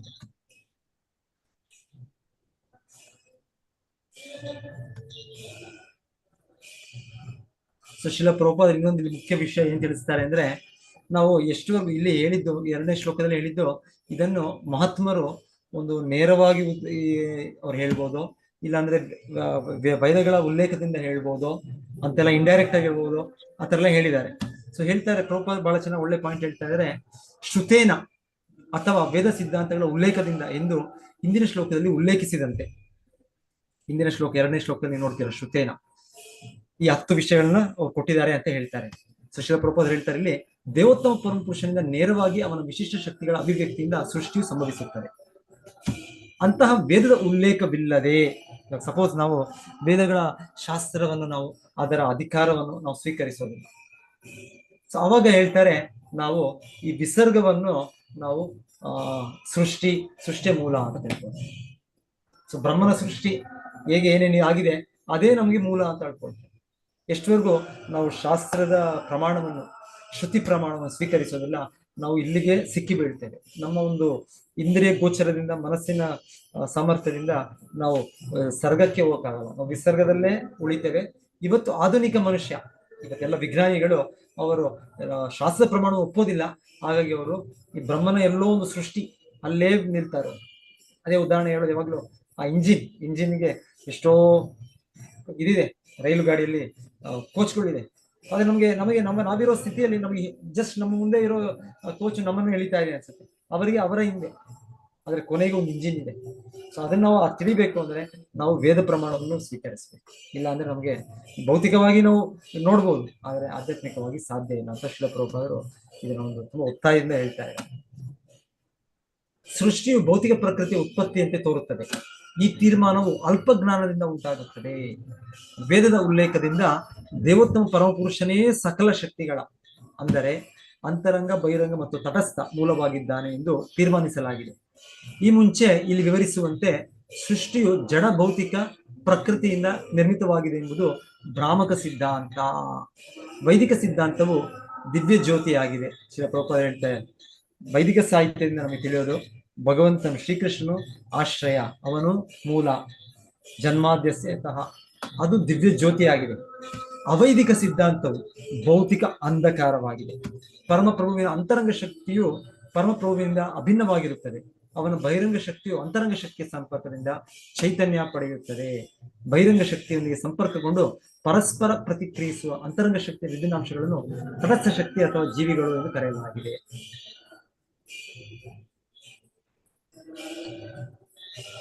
ಈಗ ಹೀಗೆ ಮೂಲ ಸೃಷ್ಟಿಯು ಅಂದರೆ ವಿಸರ್ಗ ನೇರವಾಗಿ ದೇವೋತ್ತಮ ಪರಮಪುರುಷ ಅಥವಾ ಪರಬ್ರಹ್ಮನಿಂದಾಗಿದೆ. ಮತ್ತು ಗೌಣ ಸೃಷ್ಟಿಯು ಅಂದರೆ ಮತ್ತೆ ಆಗುವ ಸೃಷ್ಟಿ, ಈ ಜಗತ್ತು, ಎಲ್ಲ ಲೋಕಗಳು, ಎಲ್ಲ ಜೀವಿಗಳು ಮೂಲ ದ್ರವ್ಯಗಳ ಪ್ರತಿಕ್ರಿಯೆ ಪರಿಣಾಮವಾಗಿ ಬ್ರಹ್ಮನಿಂದ ನಿರ್ಮಿತವಾಗಿದೆ. ಹಾಗೆ ಸಮಸ್ತ ಬ್ರಹ್ಮಾಂಡದ ಚಟುವಟಿಕೆಗಳು ಪ್ರಾರಂಭವಾಗುತ್ತದೆ. ಸೊ ಭಾಗವತದಲ್ಲಿ ಈ ಎರಡು ವಿಷಯಗಳು ಇದೆ, ವಿಸರ್ಗ ಇದೆ, ಸರ್ಗ ಅನ್ನೋ ಕೂಡ ಕೊಟ್ಟಿದೆ. ನಂತರ ಭಾಗವತದ ಮೂರನೇ ವಿಷಯ ಸ್ಥಿತಿ ವೈಕುಂಠ ವಿಜಯ ಪೋಷಣಂ ತದನುಗ್ರಹ ಮನ್ವಂತರಾಣಿ ಸದ್ಧರ್ಮ ಉತಯ ಕರ್ಮವಾಸನ. ಭಗವಂತನ ನಿಯಮಗಳನ್ನು ಪಾಲಿಸುವುದು ಜೀವಿಗಳಿಗೆ ಸಮರ್ಪಕ ಸ್ಥಿತಿಯಾಗಿದೆ. ಸಮರ್ಪಕ ಸ್ಥಿತಿ ಹಾಗೆ ಮಾಡುವುದರ ಮೂಲಕ ದೇವೋತ್ತಮ ಪರಮಪುರುಷನ ರಕ್ಷಣೆಯಲ್ಲಿ ಸಂಪೂರ್ಣ ಮಾನಸಿಕ ಶಾಂತಿಯಿಂದಿರಬೇಕು. ಸೊ ಇದು ಸ್ಥಿತಿ ಮೇಂಟೆನೆನ್ಸ್ ಅಲ್ಲಿ ನಾವು ಭಗವಂತನ ಕೊಟ್ಟಿರೋ ನಿಯಮಗಳನ್ನು ಪಾಲನೆ ಮಾಡಿದ್ರೆ ನಮಗೆ ಭೌತಿಕ ಇಚ್ಛೆಗಳು ಪೂರೈಕೆ ಆಗುತ್ತೆ. ಭೌತಿಕ ಜಗತ್ತು ಅಷ್ಟು ಅಪಾಯದ ಜಗತ್ತಾದ್ರೂ, ಕಷ್ಟದ ಜಗತ್ತಾದ್ರೂ ಇಲ್ಲಿ ಮನಸ್ಶಾಂತಿ ಸಿಗುತ್ತೆ ಅಂತ ಇಲ್ಲಿ ಹೇಳ್ತಾರೆ. ಮತ್ತೆ ಭಗವಂತನ ರಕ್ಷಣೆ, ಪೋಷಣ ಅಂತ ಏನ್ ಹೇಳಿದ್ರು, ಅದು ಭಗವಂತನ ಅನುಗ್ರಹದಿಂದ ಅವನ ರಕ್ಷಣೆ, ಅದು ವಿಶೇಷ ಅನುಗ್ರಹ. ಭಗವಂತನು ಭಕ್ತರಾದವರಿಗೆ ಭಕ್ತರು ತಮ್ಮ ಭಕ್ತಿಯಲ್ಲಿ ಮುಂದುವರಿಯಲಿಕ್ಕೆ ಭಗವಂತ ಕೊಡುವಂಥದ್ದು. ಅದನ್ನು ವಿಶೇಷವಾಗಿ ಮತ್ತೆ ಸ್ಥಾನಕ್ಕಿಂತ ಭಿನ್ನವಾಗಿ ಪೋಷಣ ಅಂತ ಅದನ್ನ ಇಲ್ಲಿ ಹೇಳ್ತಾರೆ. ನಾಲ್ಕನೇ ಪೋಷಣ ಭಾಗವತದ ಲಕ್ಷಣ, ಭಾಗವತದ ವಿಷಯ. ಐದನೇ ವಿಷಯ ಮನವಂತರ. ಮನುಗಳು ಮತ್ತು ಅವರ ನಿಯಮಗಳು ಜೀವನಕ್ಕೆ ಸರಿಯಾದ ನಿರ್ದೇಶನ ನೀಡಲು ಉದ್ದೇಶಿತವಾಗಿದೆ. ಅದನ್ನು ಮನ್ವಂತರ, ಅವರ ಚರಿತ್ರೆ, ಅವರ ಪೀಳಿಗೆ, ಅವರ ಎಲ್ಲ ವಿವರಣೆ. ಮನ್ವಂತರ ಅಂದ್ರೆ ಅವರು ಕೂಡ ಮನ್ವಂತರ ಅವತಾರವೇ ಅಂತ ಹೇಳ್ತಾರೆ. ಒಂದು ಅವತಾರಗಳಲ್ಲಿ ಪುರುಷ ಅವತಾರ, ಲೀಲಾ ಅವತಾರ, ಗುಣ ಅವತಾರ, ಯುಗ ಅವತಾರ, ಮನ್ವಂತರ ಅವತಾರ, ಒಂದೊಂದು ಆ ರೀತಿ ಕೂಡ ಹೇಳೋದಿದೆ. ಶಕ್ತ್ಯಾವೇಶ ಅವತಾರ. ಅವರಿಗೆ ಅವರ ವಿಷಯ ಭಾಗವತದಲ್ಲಿ ಬರ್ತಾ ಇದೆ. ಮೊದಲ ಸ್ವಯಂಭುವ ಅವತಾರ, ಅದರ ತುಂಬಾ ಡಿಟೇಲ್ ಇದೆ. ನಂತರ ಸ್ವಲ್ಪ ಕಡಿಮೆ ಅಂತ ಹೇಳ್ಬೋದು. ಎರಡನೇ ಮನು, ಮೂರನೇ ಮನು, ಆದ್ರೆ ಮತ್ತೆ ಚಾಕ್ಷುಷ ಮನು ಅವರ ಒಂದು ವಿವರಣೆ ಇದೆ. ಮತ್ತೆ ಏಳನೇ ವೈವಸ್ವತ ಮನುವಿನ ಬಹಳ ವಿವರಣೆಗಳಿವೆ. ಮುಂದೆ ಬರುವ ಮನುಗಳ ಬಗ್ಗೆ ಬರ್ತಾರೆ ಅಂತ ಅವ್ರ ಹೆಸರುಗಳು ಕೊಟ್ಟಿದ್ದಾರೆ. 8ನೇ ಮನು ಯಾರು, 9ನೇ ಮನು ಯಾರು, 10, 11, ದಕ್ಷ ಸಾವರ್ಣಿ, ರುದ್ರ ಸಾವರ್ಣಿ, ಆ ಸಮಯದಲ್ಲಿ ಯಾರು ಸಪ್ತರ್ಷಿಗಳು, ಯಾರು ಇಂದ್ರನಾಗ್ತಾರೆ, ಮುಂದೆ ಅವೆಲ್ಲನೂ ಕೂಡ ಭಾಗವತದಲ್ಲಿ ಹೇಳಿದ್ದಾರೆ. ಸೊ ಮನ್ವಂತರ ಆ ವಿಷಯಗಳು ಕೂಡ ಇವೆ. ಊತಯ ಕೆಲಸಕ್ಕೆ ಪ್ರಚೋದಕ, ಕರ್ಮವಾಸನ ಅಂತ ಹೇಳ್ತಾರೆ. ಕಾಮ್ಯ ಕರ್ಮಗಳ ಅಪೇಕ್ಷೆಯು ಎಲ್ಲ ಕ್ರಿಯೆಗಳಿಗೆ ಪ್ರೇರಣೆಯಾಗಿದೆ. ಭೌತಿಕ ಜಗತ್ತಿನಲ್ಲಿ ನಮಗೆ ಒಂದು ಭಗವಂತನಿಂದ ವಿಭಿನ್ನವಾಗಿ ನಾವು ಕಾರ್ಯನಿರ್ವಹಣೆ ಮಾಡುವ ಒಂದು ಇದಿದೆ. ಇದರಿಂದಾನೇ ಭೌತಿಕ ಜಗತ್ತು ನಡೆಯೋದು. ಇಲ್ಲಾಂದ್ರೆ ಭೌತಿಕ ಜಗತ್ತಿನ ಅವಶ್ಯಕತೆನೇ ಇಲ್ಲ. ನಾವು ಭಗವಂತನ ಶುದ್ಧ ಭಕ್ತರಾದ್ರೆ, ನಾವು ನಮ್ಮ ಕೃಷ್ಣ ಪ್ರಜ್ಞೆಯನ್ನು ಬೆಳೆಸ್ಕೊಂಡ್ರೆ, ಮತ್ತೆ ನಾವು ಅವನ ದಿವ್ಯ ಧಾಮದಲ್ಲಿ ಇರ್ತೇವೆ. ನಾವು ಈ ಭೌತಿಕ ಜಗತ್ತಿನಲ್ಲಿ ಹಾಕಿರ್ತೇವೆ ನಾವು. ಸೊ ಇದು ನಮ್ಮ ಒಂದು ಇದಿದೆ. ಊತಿ ಅಂದ್ರೆ ನಾವು ಪ್ರತ್ಯೇಕವಾಗಿ ನಮಗೆ ಭೌತಿಕ ಇಚ್ಛೆಗಳಿದೆ. ಸೊ ಅದನ್ನ ಇಲ್ಲಿ ಊತಿ, ಕರ್ಮವಾಸನ, ಅದು ಒಂದು ವಿಷಯ. ಅದು ಕರ್ಮ ಬಂಧನದಲ್ಲಿ ನಮಗೆ ಮುಂದುವರುವ ರೀತಿ ಮಾಡುತ್ತೆ.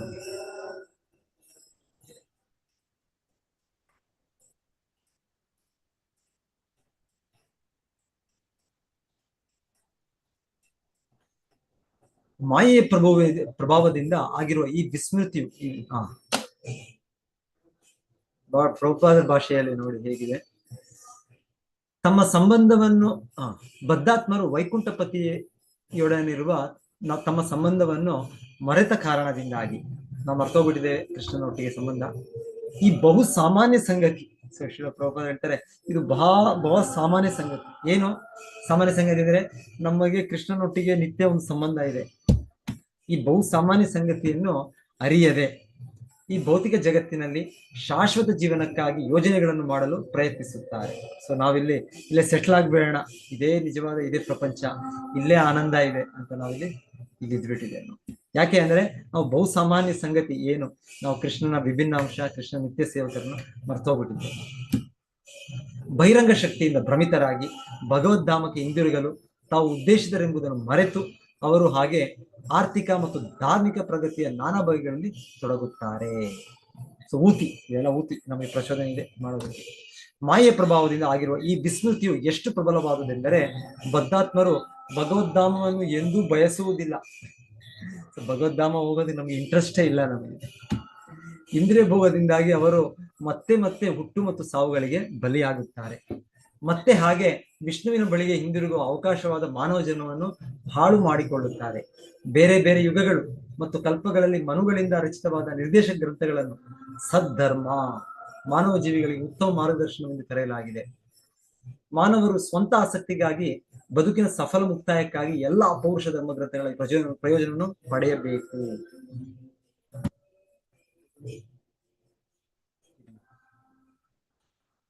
ಸೊ ಈಗ 6 ವಿಷಯಗಳಾಯ್ತು. ಸರ್ಗ, ವಿಸರ್ಗ, ಮತ್ತೇನಾಯ್ತು ವಿಷಯ ಸ್ಥಿತಿ ಹೇಳಿ ಯಾರಾದ್ರೂ. ಮಾತಾಡ್ತಾ ಇದ್ದೀನಿ, ಸ್ವಲ್ಪ ಡ್ರೈ ಆಗಿದೆ ಇವತ್ತು. ವಿಸರ್ಗ, ಸ್ಥಾನ, ಒಂದು ನಿಮಿಷ ಮತ್ತೆ ಇಲ್ಲಿ ಪೋಷಣ, ಮನ್ವಂತರ, ಊತಿ, ಪ್ರೇರಣೆ. ಸೊ ಇಷ್ಟ ಆಯ್ತು. ಈಗ ಮತ್ತೆ 6ನೇದು, ಈಗ 6 ಮನ್ವಂತರ ಆಯ್ತು. 7ನೇದು ಈಗ ಅವತಾರ ಅನುಚರಿತಂ ಹರೇಶ್ಚಾಸ್ಯ ಅನುವರ್ತಿನ ಈಶಾನುಕಥ ಪುಂಸಾಂ ಈಶಕಥ ಪ್ರೋಕ್ತ ನಾನಾಖ್ಯಾನೋ ಉಪಬೃಂಹಿತ. ಭಗವದ್ ವಿಜ್ಞಾನವು ದೇವೋತ್ತಮ ಪುರುಷ ಅವತಾರಗಳನ್ನು ವರ್ಣಿಸುತ್ತದೆ ಮತ್ತು ಅವನ ಮಹಾಭಕ್ತ ಚಟುವಟಿಕೆಗಳಲ್ಲಿ ಅವನ ವಿವಿಧ ಕಾರ್ಯಗಳನ್ನು ವರ್ಣಿಸುತ್ತದೆ. ಇದನ್ನ ಈಶಾನುಕಥ.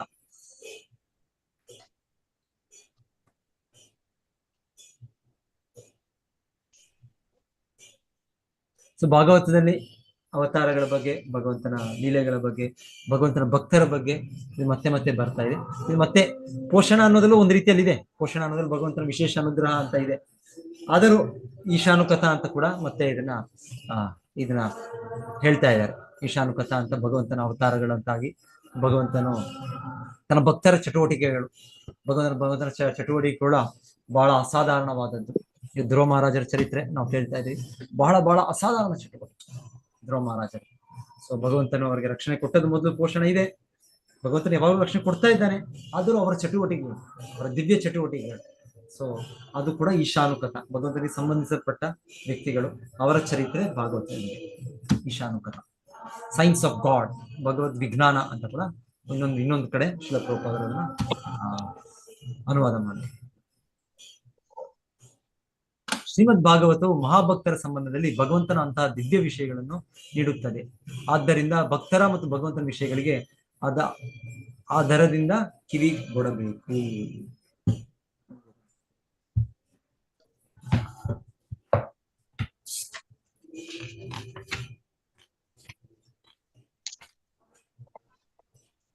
ಆರನೇ ಶ್ಲೋಕ.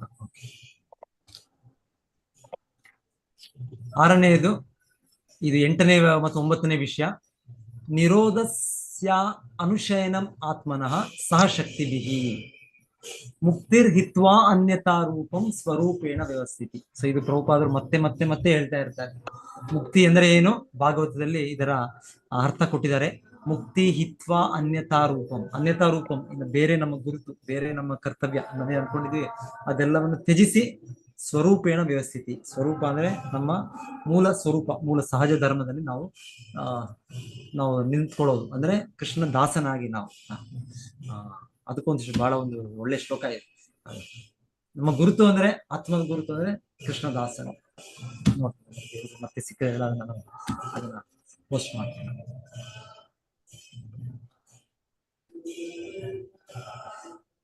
ತನ್ನ ಬದ್ಧ ಜೀವನದ ಪ್ರವೃತ್ತಿಯೊಂದಿಗೆ ಜೀವಿಯು ಯೋಗ ನಿದ್ರೆಯಲ್ಲಿ ಮಲಗಿರುವ ಮಹಾವಿಷ್ಣುವಿನೊಂದಿಗೆ ಲೀನವಾಗುವುದನ್ನು ವಿಶ್ವ ಅಭಿವ್ಯಕ್ತಿ ವಿಸರ್ಜನೆ ಎಂದು ಕರೆಯಲಾಗಿದೆ. ಸೊ ಅಲ್ಲಿ ಶ್ರೀಲ ಪ್ರಭುಪಾದರು ಟ್ರಾನ್ಸ್ಲೇಷನ್ ಭಗವದ್ಧಾಮಕ್ಕೆ ಮರಳಿರೋದು ಅಂತ ಹೇಳಿದ್ದಾರೆ. ಆದ್ರೆ ಇಲ್ಲಿ ಭಾಗವತದ ಮಾತುಗಳಲ್ಲಿ ವಾಕ್ಯಗಳಲ್ಲಿ ನಿರೋಧ ಅಂದರೆ ಇದರ ಸೃಷ್ಟಿಯ ಲಯವಾಗಿ, ಸೃಷ್ಟಿಯ ನಾಶವಾಗಿ ಮತ್ತೆ ಮಹಾವಿಷ್ಣುವಿನೊಟ್ಟಿಗೆ ಹೋಗೋದು, ಅವನ ದೇಹಕ್ಕೆ ಒಳಗುವ, ಅವನ ಶ್ವಾಸಕ್ಕೆ ಸೇರ್ಕೊಳ್ಳೋದು ಅಂತ ಇಲ್ಲಿ ಹೇಳ್ತಾರೆ. ಬದಲಾವಣೆಗೆ ಗುರಿಯಾದ ಸ್ಥೂಲ ಮತ್ತು ಸೂಕ್ಷ್ಮ ಭೌತಿಕ ದೇಹಗಳನ್ನು ತ್ಯಜಿಸಿದ ಅನಂತರ ಜೀವಿಯು ಶಾಶ್ವತ ವಿರೂಪವೇ ಮೋಕ್ಷವಾಗಿದೆ. ಮುಕ್ತಿ ಅಂದರೆ ಈ ಭೌತಿಕ ಸೂಕ್ಷ್ಮ ದೇಹವನ್ನು ಬಿಡ್ತಾ ನಾವು ಸ್ಥೂಲ ದೇಹವನ್ನು ಬಿಡ್ತಾ ಇದ್ದೇವೆ. ಮರಣ ಆದಾಗ ನಾವು ಈ ಮನುಷ್ಯನಿಗೆ ದೇಹ ಇದೆ ನನಗೆ, ಸೊ ಮನುಷ್ಯನ ದೇಹ ಬಿಟ್ಟು ನನ್ ಮತ್ತೆ ಏನ್ ದೇಹ ಸಿಗ್ಬೋದು, ನನಗೆ ಯಾವುದೋ ಒಂದು ಪಕ್ಷಿಯ ದೇಹ ಸಿಗ್ಬೋದು, ಒಂದು ಕ್ರಿಮಿಯ ದೇಹ ಸಿಗ್ಬೋದು. ನನ್ನ ಸೂಕ್ಷ್ಮ ಶರೀರವನ್ನು ಅವಲಂಬಿಸಿದೆ. ನನ್ನ ಸೂಕ್ಷ್ಮ ಶರೀರ ಆ ಥರ ಬೆಳೆಸ್ಕೊಂಡು ನಾನು ಎಂ ಸ್ವಾಮ್ ವಾಪಿ ಸ್ಮರನ್ ಭಾವಂ, ನಾನು ಆ ರೀತಿ ಚಟುವಟಿಕೆಗಳು ಮಾಡಿದ್ದೆ, ನನಗೆ ಕ್ರಿಮಿಯಾಗಿ ನನಗೆ ಜನ್ಮ ಸಿಗುತ್ತೆ. ಆ ಒಂದು ಸ್ಥೂಲ ದೇಹ. ಸೊ ಸೂಕ್ಷ್ಮ ದೇಹ ಸ್ಥೂಲ ದೇಹ ಬದಲಾಗ್ತಾ ಇದೆ. ಆದ್ರೆ ಸೂಕ್ಷ್ಮ ದೇಹ ಕೂಡ ನಮ್ಮನ್ನು ಇನ್ನೊಂದು ಸ್ಥೂಲ ದೇಹ ಕರ್ಕೊಂಡು ಹೋಗುತ್ತೆ. ಆದರೆ ಅಂತಿಮ ಮುಕ್ತಿ ಅಂದ್ರೆ ಈ ಸೂಕ್ಷ್ಮ ಸ್ಥೂಲ ಎರಡವನ್ನೂ ನಾನು ತ್ಯಜಿಸಿ ನಾನು ಕೃಷ್ಣನಿಗೆ ಸೇವೆ ಮಾಡುವ ಒಂದು ದಿವ್ಯ ದೇಹವನ್ನು ಪಡೆದರೆ ಅದು ಮುಕ್ತಿ. ಸ್ಥೂಲ ಮತ್ತು ಸೂಕ್ಷ್ಮ ಭೌತಿಕ ದೇಹವನ್ನು ತ್ಯಜಿಸಿದ ಅನಂತರ ಜೀವಿಯು ಶಾಶ್ವತವಾಗಿರುವ ರೂಪವೇ ಮೋಕ್ಷವಾಗಿದೆ. ನೋಡಿ ಎಷ್ಟು ಮುಕ್ತಿ. ಸೊ ಮುಕ್ತಿ ಅಂದ್ರೆ ಸಾಯುಜ್ಯ ಮುಕ್ತಿ ಅಂತ ಹೇಳ್ತಾರೆ. ಬ್ರಹ್ಮನಿಗೆ ಲೀನ, ಅದು ನಿಜವಾದ ಮುಕ್ತಿ ಅಲ್ಲ, ಅದು ತಾತ್ಕಾಲಿಕ ಸ್ಥಾನ, ಅಲ್ಲಿಂದ ಪತನಗೊಳ್ತೇವೆ. ನಿಜವಾದ ಮುಕ್ತಿ ಅಂದ್ರೆ ಆ ಭಗವಂತನ ದಿವ್ಯವಾದ ಭಗವಂತನಿಗೆ ನಾವು ದಿವ್ಯ ರೂಪವನ್ನು ಪಡೆದು, ದಿವ್ಯ ದೇಹವನ್ನು ಪಡೆದು ನಾವು ಅವನು ಸೇವೆ ಮಾಡೋದು. ಸೊ ಹೇಳ್ತಾರೆ ಆ ದಿವ್ಯತ್ವವನ್ನು ನಾವು ಈಗಲೂ ಕೂಡ ಪಡಿಬಹುದು. ನಾವು ಭೌತಿಕ ಜೀವನದಲ್ಲೇ ನಾವು ಆ ರೀತಿ ಕೃಷ್ಣ ಪ್ರಜ್ಞೆ ಬೆಳೆಸಿದ್ರೆ, ಆ ಕೃಷ್ಣ ನಮ್ಗೆ ಅದು ಅನುಗ್ರಹಿಸಿದರೆ, ಹಾಗೆ ಹೇಳ್ತಾರೆ ನಾವು ಆ ಮುಕ್ತಿ ಸ್ಥಿತಿಯನ್ನು ಅನುಭವಿಸ್ಬೋದು. ಇಹಾಯಸ್ಯ ಹರೇರ್ ದಾಸಿ ಜೀವನ್ ಮುಕ್ತ ಜೀವನ್ ಮುಕ್ತ ಸ ಉಚ್ಯತೆ. ಜೀವನ್ ಮುಕ್ತ. ಧನ್ಯವಾದ. ಸೊ ಜೀವನ್ ಮುಕ್ತ ಅಂದ್ರೆ ನಾವು ಈ ದೇಹದಲ್ಲಿದ್ರೂ ಕೂಡ ನಾವು, ಆದ್ರೆ ನಮ್ಮ ನಾವು ಕರ್ಮದಿಂದ ನಮ್ಮ ಮನಸ್ಸನ್ನು ಎಲ್ಲವನ್ನೂ ಕೃಷ್ಣನಿಗೆ ಶರಣಾಗತಿ ಆದ್ರೆ ಹೇಳ್ತಾರೆ ಆಗ ನಾವು ಜೀವನ್ ಮುಕ್ತನಾಗಿ ಇರ್ಬೋದು. ಆಚಾರ್ಯರು, ದೊಡ್ಡ ದೊಡ್ಡ ಮಹಾತ್ಮರು, ಅವರು ಆ ರೀತಿ ಅವರು ಚಟುವಟಿಕೆ, ಅವರು ಬದ್ಧರಲ್ಲ, ಅವರು ಈ ಜಗತ್ತಿನಲ್ಲಿದ್ರು ಕೂಡ ಅವ್ರು ಮುಕ್ತಾರೆ. ಇಲ್ಲಿ ಒಂದು ಪಾಯಿಂಟ್ ಶ್ರೀಲ ಪ್ರಭುಪಾದ ಹೇಳೋದು 9ನೇ ಇದರಲ್ಲಿ,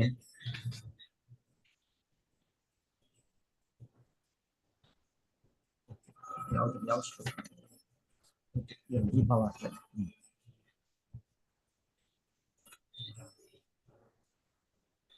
ಇಲ್ಲಿ ನೋಡಿ, ಇಲ್ಲಿ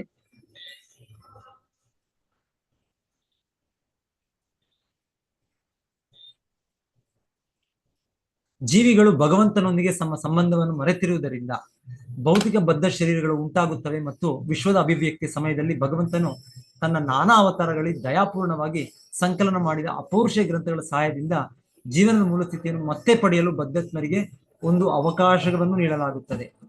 ಅಂತಹ ದಿವ್ಯ ಸಾಹಿತ್ಯವನ್ನು ಓದುವುದು ಮತ್ತು ಕೇಳುವುದರಿಂದ ಭೌತಿಕ ಜೀವನದ ಬದ್ಧ ಸ್ಥಿತಿಯಲ್ಲಿಯೂ ಕೂಡ ಮುಕ್ತಿ ಪಡೆಯಲು ಸಹಾಯವಾಗುತ್ತದೆ. ಸೊ ಶ್ರೀಲ ಪ್ರಭುಪಾದರು ಈ ಶ್ರವಣದ ಮಹತ್ವವನ್ನು ನಮ್ಗೆ ತಿಳಿಸ್ತಾ ಇದ್ದಾರೆ.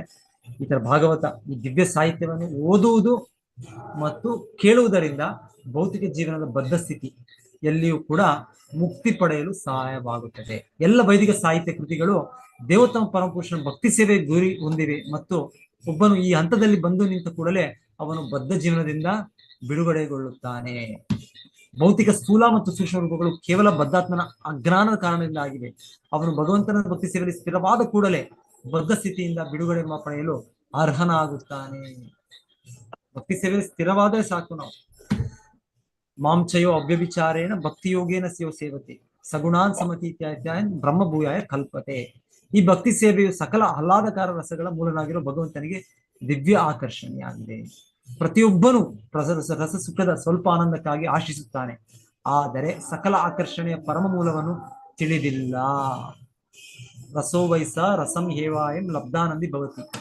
ವೇದ ಮಂತ್ರಗಳು ಪ್ರತಿಯೊಬ್ಬನಿಗೂ ಸಕಲಾನಂದಗಳ ಪರಮ ಮೂಲನ ಬಗ್ಗೆ ತಿಳಿಸುತ್ತವೆ. ದೇವೋತ್ತಮ ಪುರುಷನು ಸಕಲಾನಂದಗಳ ಅಪರಿಮಿತ ಮೂಲ ಉಗಮ ಸ್ಥಾನವಾಗಿದ್ದಾನೆ. ಮತ್ತು ಶ್ರೀಮದ್ ಭಾಗವತದಂತಹ ದಿವ್ಯ ಸಾಹಿತ್ಯದ ಮೂಲಕ ಈ ವಿಷಯವನ್ನು ತಿಳಿಯುವ ಭಾಗ್ಯಶಾಲಿಯಾದವನು ಭಗವದ್ಧಾಮದಲ್ಲಿ ತನ್ನ ತಕ್ಕ ಸ್ಥಾನವನ್ನು ಪಡೆಯಲು ಶಾಶ್ವತವಾಗಿ ಮುಕ್ತನಾಗುತ್ತಾನೆ.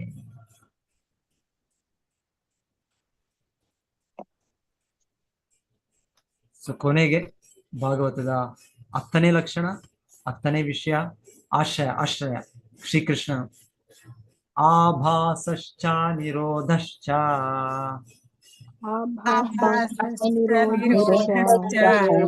ಯತೋಸ್ತಿ ಅದ್ಯ ವಶೀಯತೆ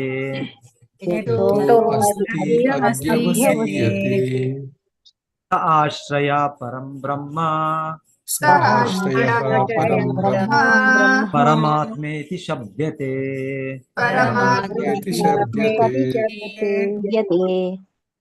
ಪರಮಚೇತನ ಅಥವಾ ಪರಮಾತ್ಮನಂತೆ ಪ್ರಸಿದ್ಧನಾದ ಪರಮಪುರುಷನು ವಿಶ್ವ ಅಭಿವ್ಯಕ್ತಿಯ ಪರಮ ಮೂಲನೂ ಹಾಗೂ ಅದರ ಆಶ್ರಯ ಮತ್ತು ವಿಸರ್ಜನೆ ಮೂಲನೂ ಆಗಿದ್ದಾನೆ. ಹಾಗೆ ಅವನು ಪರಮ ಮೂಲ ಉಗಮಸ್ಥಾನ ಪರಮಸತ್ಯನಾಗಿದ್ದಾನೆ.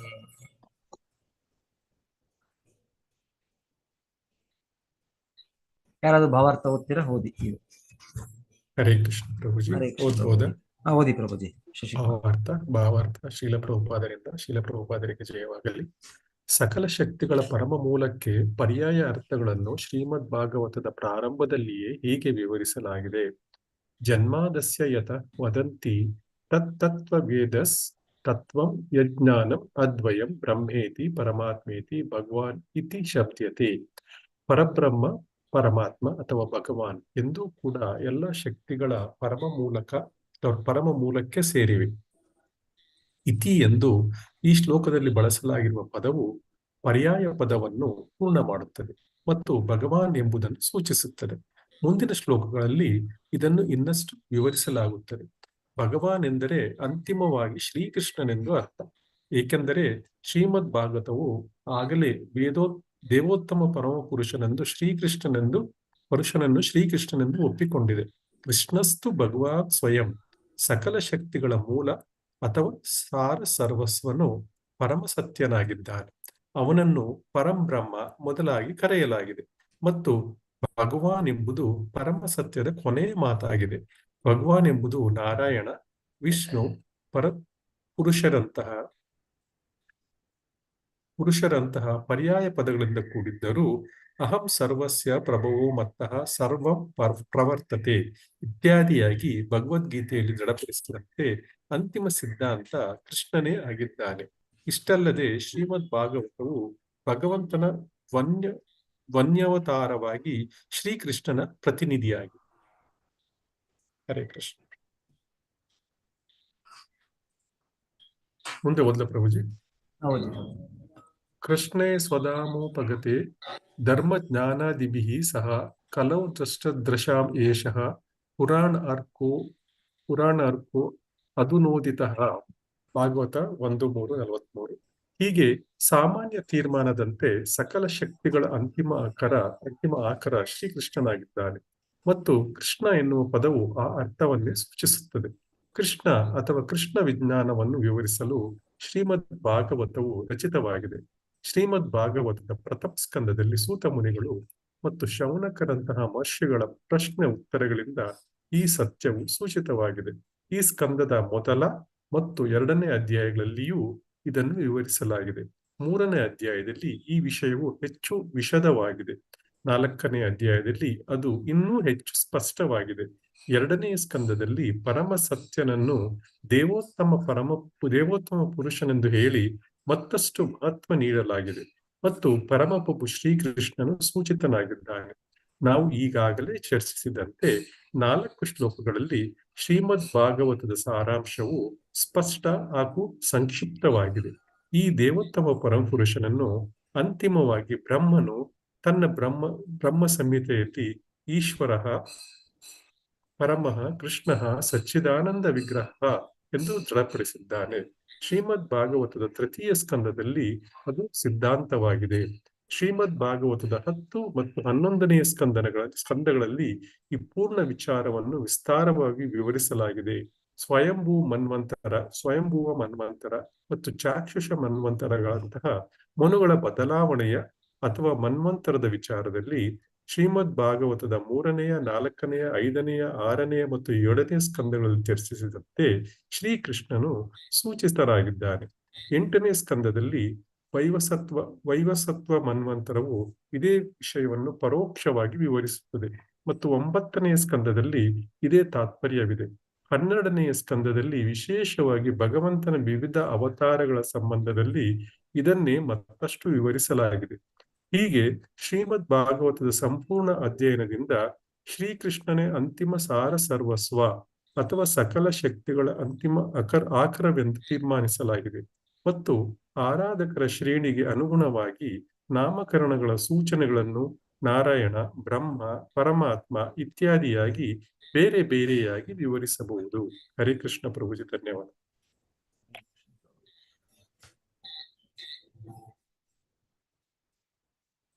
ಸೊ ಪ್ರಥಮ ಅಧ್ಯಾಯ, 2ನೇ ಅಧ್ಯಾಯ ಶ್ರೀಲ ಪ್ರಭುಪಾದರು ಹೇಳ್ತಾ ಇದ್ದಾರೆ. ಪ್ರಥಮ ಅಧ್ಯಾಯ, ಪ್ರಥಮ ಸ್ಕಂದ. ಮೊದಲ ಶ್ಲೋಕವೇ ಓಂ ನಮೋ ಭಗವತೆ ವಾಸುದೇವಾಯ ಅಂತ ಶುರುವಾಗುತ್ತೆ. ಸೊ ವಸುದೇವನ ಪುತ್ರ ಅಂತಾನೆ, ಹಾಗೆ ಅದನ್ನ ಅರ್ಥ ಮಾಡ್ಕೋಬಹುದು. ಅಲ್ಲಿಂದಾನೆ ವೇದವ್ಯಾಸರು ಹೇಳೋದು, ಮೊದಲಿಗೆ ಕೃಷ್ಣನಿಗೆ, ವಸುದೇವನ ಮಗ ಕೃಷ್ಣನಿಗೆ ನಾನು ವಂದನೆಯನ್ನು ಅರ್ಪಿಸ್ತೇನೆ ಅಂತ ಆರಂಭಿಸೋದು. ಮತ್ತೆ ಕೂಡ ಪ್ರಶ್ನೆಗಳು ಮುಂದುವರಿಯುತ್ತೆ. ಸ್ವಲ್ಪ 6 ಪ್ರಶ್ನೆಗಳು, ಅದರಲ್ಲೂ ಕೃಷ್ಣನ ವಿಷಯವಾಗಿ ಅವರು ಹೆಚ್ಚಾಗಿ ಕೃಷ್ಣ ಬಲರಾಮರ ಚಟುವಟಿಕೆಗಳು, ಈ ಧರ್ಮ ಅವರ ನಂತರ ಎಲ್ಲಿದೆ ಅಂತ ಕೇಳೋದು ಅವ್ರ ಪ್ರಶ್ನೆ. ಸೊ ಅದೆಲ್ಲ ಬರುತ್ತೆ.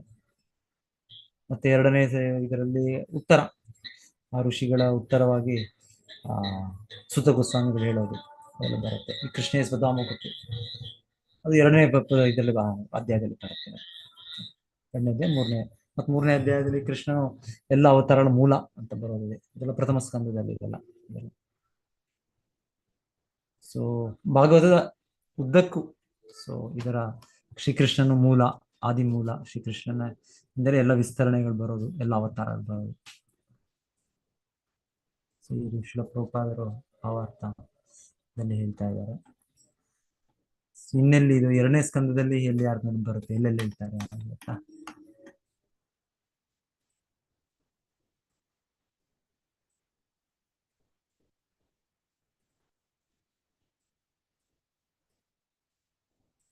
ಈ ಸ್ಕಂದದ ಮೊದಲ ಶ್ರೀಮದ್ ಭಾಗವತ ಪ್ರಥಮ ಸ್ಕಂದದಲ್ಲಿ ಸುತ ಮುನಿಗಳು ಮತ್ತು ಶೌನಕಾದಿ ಮಹರ್ಷಿಗಳು ಪ್ರಶ್ನೆ ಉತ್ತರಗಳಿಂದ ಈ ಸತ್ಯವು ಸೂಚಿತವಾಗಿದೆ.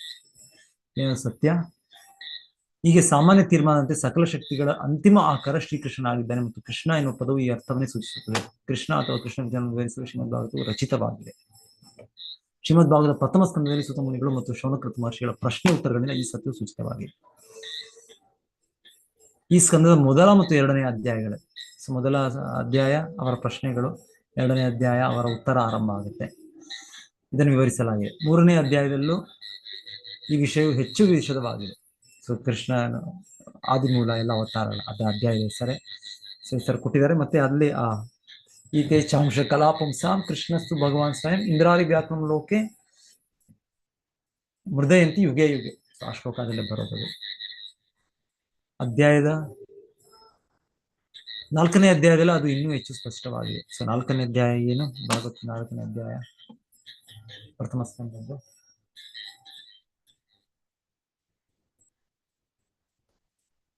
ಅಲ್ಲೂ ಕೂಡ ಹೇಳಿದ್ದಾರೆ ಅಂತ ಹೇಳ್ತಾರೆ, ನಾನು ನೆನಪಿಲ್ಲ ಈಗ. ನೋಡ್ಬೋದು 4ನೇ ಅಧ್ಯಾಯ.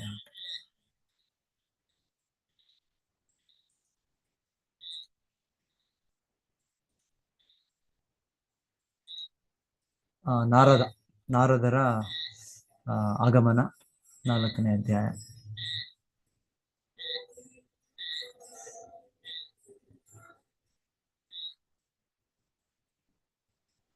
ಸೊ ಓಕೆ, ಇಲ್ಲಿ ಶೇರ್ ಮಾಡ್ತೀನಿ, ನೋಡ್ಬೋದು. 4ನೇ ಅಧ್ಯಾಯ. ಸೊ ನಾರದರು ಬರ್ತಾರೆ ಇವರಿಗೆ ವೇದವ್ಯಾಸರಿಗೆ ಹೇಳಲಿಕ್ಕೆ, ಅವ್ರಿಗೆ ಭಾಗವತ ರಚನೆ ಮಾಡ್ಲಿಕ್ಕೆ ಹೇಳಕ್ ಬರ್ತಾರೆ.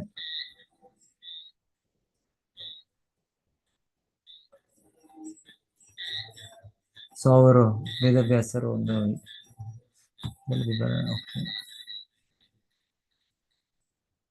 ಸೊ ವೇದವ್ಯಾಸರು ವೇದಗಳನ್ನ ವಿಭಾಗ ಮಾಡೋದು, ಪುರಾಣಗಳು ಅದೆಲ್ಲ ವಿವರಿಸೋದು 4ನೇ ಅಧ್ಯಾಯ.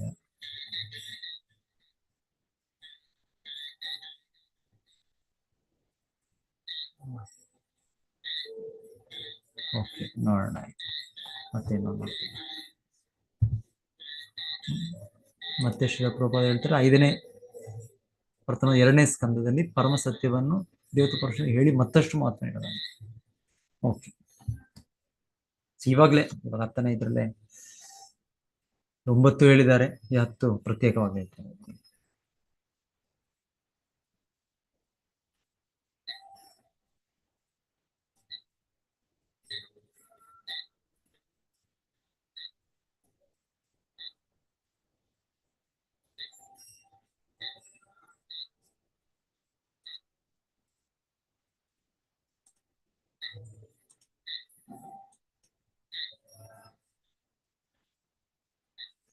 ಸೊ 8 ಮತ್ತು 9 ಶ್ಲೋಕ ಇದು ಭಗವಂತನ ಏನು ಅಂತ ಹೇಳ್ತಾರೆ ವಿವರಣೆಯಲ್ಲಿ. ಪರಮಾತ್ಮ is the shelter of the soul. ನಾನಾ ಇಂದ್ರಿಯ ಸಾಧನಗಳನ್ನು ಹೊಂದಿರುವ ವ್ಯಕ್ತಿಗತ ಪುರುಷನನ್ನು ಆಧ್ಯಾತ್ಮಿಕ ಪುರುಷನೆಂದು ಕರೆಯಲಾಗಿದೆ ಮತ್ತು ಇಂದ್ರಿಯಗಳ ನಿಯಂತ್ರಕ ವ್ಯಕ್ತಿಗತ ದೇವತೆಯನ್ನು ಅಧಿದೈವಿಕನೆಂದು ಕರೆಯಲಾಗಿದೆ. ಕಣ್ಣಿಗೆ ಕಾಣುವ ಶರೀರವನ್ನು ಭೌತಿಕ ಪುರುಷವೆಂದು ಕರೆಯಲಾಗಿದೆ.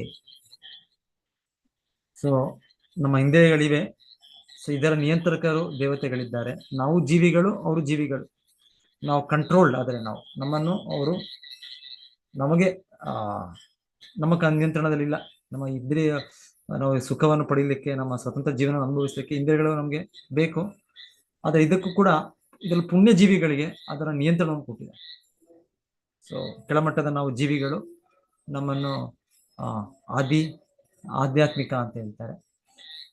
ಉನ್ನತ ಜೀವಿಗಳು, ಬದ್ಧ ಜೀವಿಗಳಾದ್ರೂ ದೇವತೆಗಳನ್ನ, ಈ ಇಂದ್ರಿಯಗಳನ್ನ ಅವರ ಅಧಿಕಾರ ವಹಿಸಿರೋದು ಅವ್ರಿಗೆ ಆದಿ ದೈವ ಅಂತ ಹೇಳ್ತಾರೆ. ಮತ್ತೆ ಈ ದೇಹವನ್ನೇ ಆದಿಭೂತ ಅಂತ ಹೇಳ್ತಾರೆ.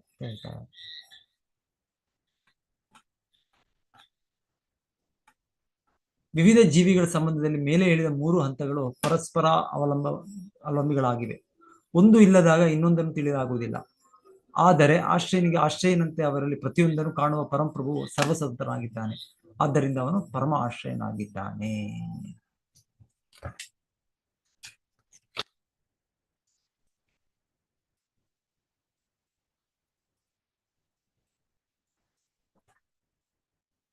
ಸೊ ಇದೆಲ್ಲ ಇದೆ. ಈ ದೇವತೆಗಳಿದ್ದಾರೆ, ಭೌತಿಕ ಜಗತ್ತಿನಲ್ಲಿ ನಾವಿದ್ದೇವೆ, ಈ ದೇಹವಿದೆ, ಇದೆಲ್ಲವೂ ಇದೆ. ಆದರೆ ಇದೆಲ್ಲವೂ ಒಂದರ ಮೇಲೆ ಅವಲಂಬಿಸುವ ರೀತಿಯಲ್ಲಿ ಮಾಡಿದ್ದು ಇದು ಭಗವಂತನು ಅಂತ ಹೇಳ್ತಾ ಇದ್ದಾರೆ. ನಿಯಂತ್ರಕ ಮತ್ತು ನಿಯಂತ್ರಿತ ಸಂಬಂಧದಲ್ಲಿ ಒಬ್ಬರನ್ನು ಇನ್ನೊಬ್ಬರು ಅವಲಂಬಿಸಿರುವ ಅಸಂಖ್ಯ ಜೀವಿಗಳಿದ್ದಾರೆ. ಆದರೆ ಅನುಭವ ಮಾಧ್ಯಮವಿಲ್ಲದೆ ನಿಯಂತ್ರಕ ಅಥವಾ ನಿಯಂತ್ರಿತನು ಯಾರೆಂದು ತಿಳಿಯಲು ಅಥವಾ ಅರಿಯಲು ಆಗುವುದಿಲ್ಲ. ಉದಾಹರಣೆಗೆ, ನಮ್ಮ ದೃಷ್ಟಿ ಶಕ್ತಿಯನ್ನು ಸೂರ್ಯನು ನಿಯಂತ್ರಿಸುತ್ತಾನೆ. ಸೂರ್ಯನು ಶರೀರವನ್ನು ಹೊಂದಿರುವುದರಿಂದ ನಾವು ಸೂರ್ಯನನ್ನು ನೋಡಬಲ್ಲೆವು. ನಮಗೆ ಕಣ್ಣಿರುವುದರಿಂದ ಮಾತ್ರ ಸೂರ್ಯನ ಬೆಳಕು ಉಪಯುಕ್ತವಾಗಿವೆ. ನಮಗೆ ಕಣ್ಣುಗಳು ಇಲ್ಲದಿದ್ದರೆ ಸೂರ್ಯನ ಬೆಳಕು ವ್ಯರ್ಥವಾಗುತ್ತದೆ. ಕಣ್ಣುಗಳಿಲ್ದ ಅಂದ್ರೆ ಸೂರ್ಯನ ಬೆಳಕಿದ್ರೆ, ಸೂರ್ಯನ ಬೆಳಕಿಲ್ಲದೆ ಇದ್ರೆ ನಾನು ನೋಡ್ಲಿಕ್ಕೆ ಆಗಲ್ಲ. ಸೊ ಕಣ್ಣುಗಳಿದೆ ನನಗೆ, ಹಾಗೆ ಸೂರ್ಯನ ಬೆಳಕು ಅದರ ಲಾಭವನ್ನು ಪಡಿಬಹುದು ನಾನು. ನಮಗೆ ಕಣ್ಣುಗಳಲ್ಲಿದ್ದರೆ ಸೂರ್ಯನ ಬೆಳಕು ವ್ಯರ್ಥವಾಗುತ್ತದೆ ಮತ್ತು ಸೂರ್ಯನ ಬೆಳಕಿಲ್ಲದೆ ಕಣ್ಣುಗಳು ವ್ಯರ್ಥವಾಗುತ್ತದೆ. ಸೊ ಕಣ್ಣುಗಳಿರ್ಬೋದು ನನಗೆ, ಸೂರ್ಯನ ಬೆಳಕು ಇಲ್ಲ ಅಂದ್ರೆ ಕತ್ತಲೆ ಅಂಧಕಾರ ಇದ್ರೆ ನನ್ನ ಕಣ್ಣುಗಳ ಪ್ರಯೋಜನ ಇಲ್ಲ. ಸೊ ಎರಡು ಕೂಡ ಬೇಕು ನನಗೆ. ನನ್ನ ಕಣ್ಣುಗಳು ಬೇಕು, ಹೊರಗಿನ ಒಂದು ಸೂರ್ಯನ ಅಸ್ತಿತ್ವ, ಬೆಳಕಿನ ಅಸ್ತಿತ್ವನೂ ಕೂಡ ಬೇಕು. ಸೊ ಹಾಗೆ ಅವು ಪರಸ್ಪರ ಅವಲಂಬಿಗಳಾಗಿವೆ. ಅವುಗಳೆಲ್ಲ ಯಾವುದೂ ಸ್ವತಂತ್ರವಾಗಿಲ್ಲ. ಆದ್ದರಿಂದ ಅವರನ್ನು ಪರಸ್ಪರ ಅವಲಂಬಿಗಳನ್ನಾಗಿ ಮಾಡಿದವರು ಯಾರು ಎಂಬ ಸಹಜ ಪ್ರಶ್ನೆ ಉದ್ಭವವಾಗುತ್ತದೆ. ಅಂತಹ ಪರಸ್ಪರ ಅವಲಂಬಿ ಸಂಬಂಧವನ್ನು ಮಾಡಿದವನು ಅಂತಿಮವಾಗಿ ಸಂಪೂರ್ಣ ಸ್ವತಂತ್ರನಾಗಿರಬೇಕು. ಭಾಗವತದ ಆರಂಭದಲ್ಲಿ ಹೇಳಿರುವಂತೆ ಎಲ್ಲ ಪರಸ್ಪರ ಅವಲಂಬಿ ವಸ್ತುಗಳ ಅಂತಿಮ ಮೂಲನು ಪೂರ್ಣ ಸ್ವತಂತ್ರ ವಸ್ತುವಾಗಿದ್ದಾನೆ. ಈ ಸಕಲ ಪರಸ್ಪರ ಅವಲಂಬಿಗಳ ಅಂತಿಮ ಮೂಲನು ಪರಮ ಸತ್ಯ ಅಥವಾ ಪರಮಾತ್ಮ ಆಗಿದ್ದಾನೆ. ಅವನು ಯಾವುದೊಂದರ ಮೇಲೂ ಅವಲಂಬಿ ಇಲ್ಲ. ಅವನು ಸ್ವಾಶ್ರಯಾಶ್ರಯ ಆಗಿದ್ದಾನೆ. ಅವನು ತನ್ನನ್ನು ಮಾತ್ರ ಅವಲಂಬಿಸಿದ್ದಾನೆ. ಹೀಗೆ ಅವನು ಪ್ರತಿಯೊಂದರ ಪರಮ ಆಶ್ರಯವಾಗಿದ್ದಾನೆ. ಆದರೂ ಪರಮಾತ್ಮ ಮತ್ತು ಬ್ರಹ್ಮನ್ ಇವರು ಭಗವಾನ್ಗೆ ಅಧೀನರಾಗಿದ್ದಾರೆ. ಏಕೆಂದರೆ ಭಗವಾನನು ಪುರುಷೋತ್ತಮ ಅಥವಾ ಪರಮಪುರುಷನಾಗಿದ್ದಾನೆ. ಅವನು ಪರಮಾತ್ಮನ ಮೂಲನೂ ಕೂಡ ಆಗಿದ್ದಾನೆ. ಭಗವದ್ಗೀತೆಯಲ್ಲಿ 15ನೇ ಅಧ್ಯಾಯ 18ನೇ ಶ್ಲೋಕದಲ್ಲಿ ಶ್ರೀಕೃಷ್ಣ ತಾನೇ ಪುರುಷೋತ್ತಮ ಮತ್ತು ಪ್ರತಿಯೊಂದರ ಮೂಲವೆಂದು ಹೇಳುತ್ತಾನೆ. ಹೀಗೆ ಪರಮಾತ್ಮ ಮತ್ತು ಪರಬ್ರಹ್ಮರು ಸೇರಿ ಎಲ್ಲ ಜೀವಿಗಳಿಗೆ ಶ್ರೀಕೃಷ್ಣನೇ ಮೂಲ ಮತ್ತು ಆಶ್ರಿತನೆಂದು ತೀರ್ಮಾನಿಸಲಾಗಿದೆ.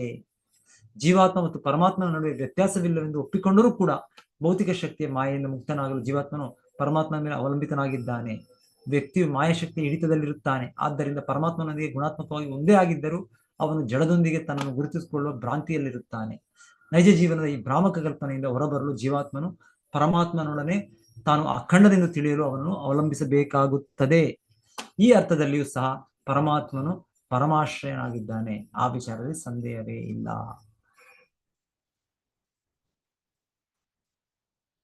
ವ್ಯಕ್ತಿಗತ ಜೀವಿಯು ಯಾವಾಗಲೂ ಪರಮಾತ್ಮನನ್ನು ಅವಲಂಬಿಸುತ್ತಾನೆ, ಏಕೆಂದರೆ ಜೀವಾತ್ಮನು ತನ್ನ ಆಧ್ಯಾತ್ಮಿಕ ಸ್ವರೂಪವನ್ನು ಮರೆಯುತ್ತಾನೆ. ಆದರೆ ಪರಮಾತ್ಮನು ತನ್ನ ದಿವ್ಯಸ್ಥಾನವನ್ನು ಮರೆಯುವುದಿಲ್ಲ. ಭಗವದ್ಗೀತೆಯಲ್ಲಿ ಜೀವಾತ್ಮ ಮತ್ತು ಪರಮಾತ್ಮರ ಭಿನ್ನ ಸ್ಥಿತಿಗಳನ್ನು ವಿಶೇಷವಾಗಿ ಪ್ರಸ್ತಾವಿಸಲಾಗಿದೆ. 4ನೇ ಅಧ್ಯಾಯದಲ್ಲಿ ಜೀವಾತ್ಮನಾದ ಅರ್ಜುನನು ತನ್ನ ಹಿಂದಿನ ಅನೇಕಾನೇಕ ಜನ್ಮಗಳನ್ನು ಮರೆತವನಂತೆ ಪ್ರತಿನಿಧಿತನಾಗಿದ್ದಾನೆ. ಆದರೆ ಪರಮಾತ್ಮನಾದ ಭಗವಂತನು ಮರೆತಿಲ್ಲ. ಕೋಟ್ಯಂತರ ವರ್ಷಗಳ ಹಿಂದೆ ಸೂರ್ಯ ದೇವನಿಗೆ ತಾನು ಭಗವದ್ಗೀತೆಯನ್ನು ಉಪದೇಶಿಸುವುದನ್ನು ಕೂಡ ಭಗವಂತನು ಸ್ಮರಿಸುತ್ತಾನೆ. ಭಗವದ್ಗೀತೆಯಲ್ಲಿ 7ನೇ ಅಧ್ಯಾಯ 26ನೇ ಶ್ಲೋಕದಲ್ಲಿ ಹೇಳಿರುವಂತೆ ಭಗವಂತನು ಅಂತಹ ಲಕ್ಷೋಪಲಕ್ಷ ವರ್ಷಗಳನ್ನು ಸ್ಮರಿಸಬಲ್ಲನು. ವೇದಾಹಂ ಸಮತೀತಾನಿ ವರ್ತಮಾನಿ ಚಾರ್ಜುನ ಭವಿಷ್ಯಾಣಿ ಚ ಭೂತಾನಿ ಮಾಂತು ನ ವೇದನ ಕಶ್ಚನ. ಭಗವಂತನು ತನ್ನ ನಿತ್ಯ ಜ್ಞಾನಾನಂದ ಶರೀರದಲ್ಲಿ ಹಿಂದೆ ನಡೆದುದೆಲ್ಲವನ್ನೂ, ಈಗ ನಡೆಯುತ್ತಿರುವುದನ್ನು, ಮುಂದೆ ನಡೆಯುವುದನ್ನು ಕೂಡ ಪೂರ್ಣವಾಗಿ ತಿಳಿದಿರುತ್ತಾನೆ. ಆದರೆ ಅವನು ಪರಮಾತ್ಮ ಮತ್ತು ಬ್ರಹ್ಮನ್ ಇಬ್ಬರಿಗೂ ಆಶ್ರಯವಾಗಿದ್ದರೂ ಅಲ್ಪಜ್ಞಾನಿಗಳಾದ ವ್ಯಕ್ತಿಗಳು ಅವನಿರುವಂತೆ ಅವನನ್ನು ತಿಳಿದುಕೊಳ್ಳಲು ಅಸಮರ್ಥರಾಗಿದ್ದಾರೆ. ವ್ಯಕ್ತಿಗತ ಜೀವಿಗಳ ಪ್ರಜ್ಞೆಯೊಂದಿಗೆ ವಿಶ್ವಪ್ರಜ್ಞೆಯ ಅನನ್ಯತೆಯ ಪ್ರಚಾರವು ಸಂಪೂರ್ಣವಾಗಿ ದಾರಿ ತಪ್ಪಿಸುವಂತಾಗಿದೆ. ಏಕೆಂದರೆ ಅರ್ಜುನಂತಹ ವ್ಯಕ್ತಿ ಜೀವಾತ್ಮನು ಕೂಡ ಅವನು ಸದಾ ಭಗವಂತನೊಂದಿಗೆ ಇರುತ್ತಿದ್ದರೂ ತನ್ನ ಪೂರ್ವ ಕರ್ಮಗಳನ್ನು ಸ್ಮರಿಸಿಕೊಳ್ಳಲಾಗಲಿಲ್ಲ. ಹೀಗಿರುವಾಗ ವಿಶ್ವಪ್ರಜ್ಞೆಯೊಂದಿಗೆ ತಾನು ಅಖಂಡನೆಂದು ತಪ್ಪಾಗಿ ಸಾಧಿಸುವ ಅಲ್ಪ ಸಾಮಾನ್ಯ ಮಾನವನು ತನ್ನ ಭೂತ ವರ್ತಮಾನ ಮತ್ತು ಭವಿಷ್ಯನು ಏನು ತಾನೇ ತಿಳಿಯಬಲ್ಲ. ಓಕೆ, ಸೊ ನಾನು ಇಲ್ಲಿಗೆ ನಿಲ್ಲಿಸ್ತೇನೆ. ಸೊ ಯಾರಾದ್ರೂ ಏನಾದ್ರು ಕೇಳಬೇಕು, ಇಲ್ಲದೆ ಏನಾದ್ರು ಹೇಳ್ಬೇಕು?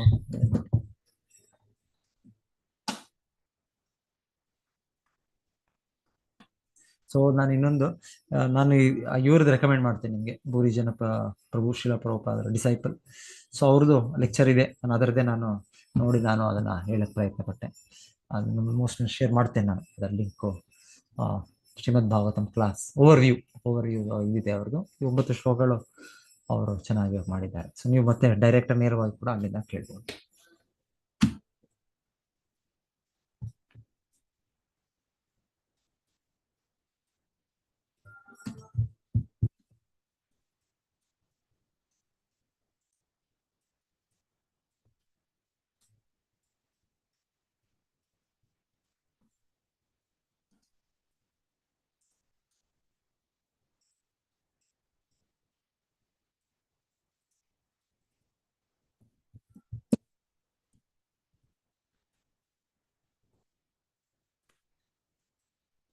ಏನ್ ಅರ್ಥ ಆಯ್ತು ಎಲ್ಲರಿಗೂ ಗೊತ್ತಿಲ್ಲ ನನಗೆ.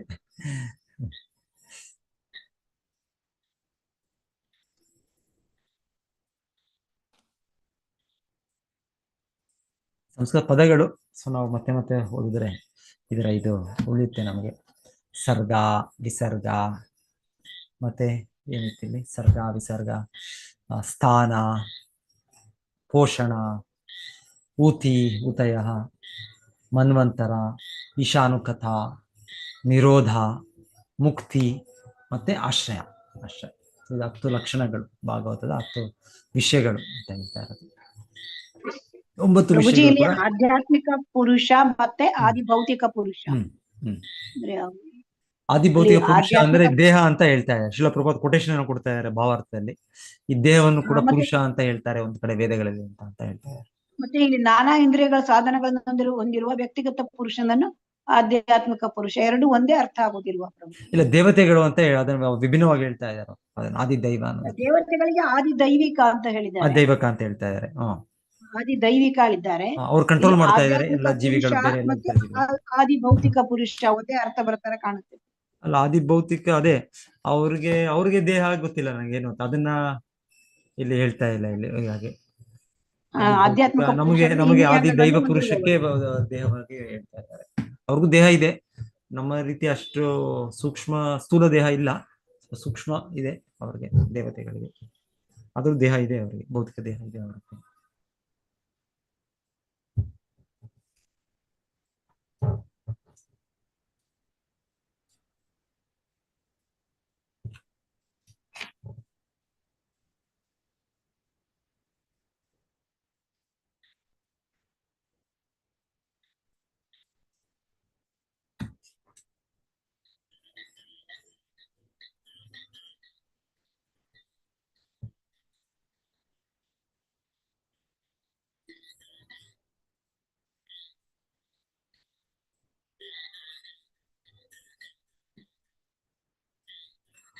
ನಾನು ಇನ್ನು ಪ್ರಯತ್ನಿಸ್ತೇನೆ ಮತ್ತೆ, ಇನ್ಯಾರಾದ್ರೂ 9th ಶ್ಲೋಕ 8th 9th ಸ್ವಲ್ಪ ಸ್ಟಡಿ ಮಾಡಬೇಕು.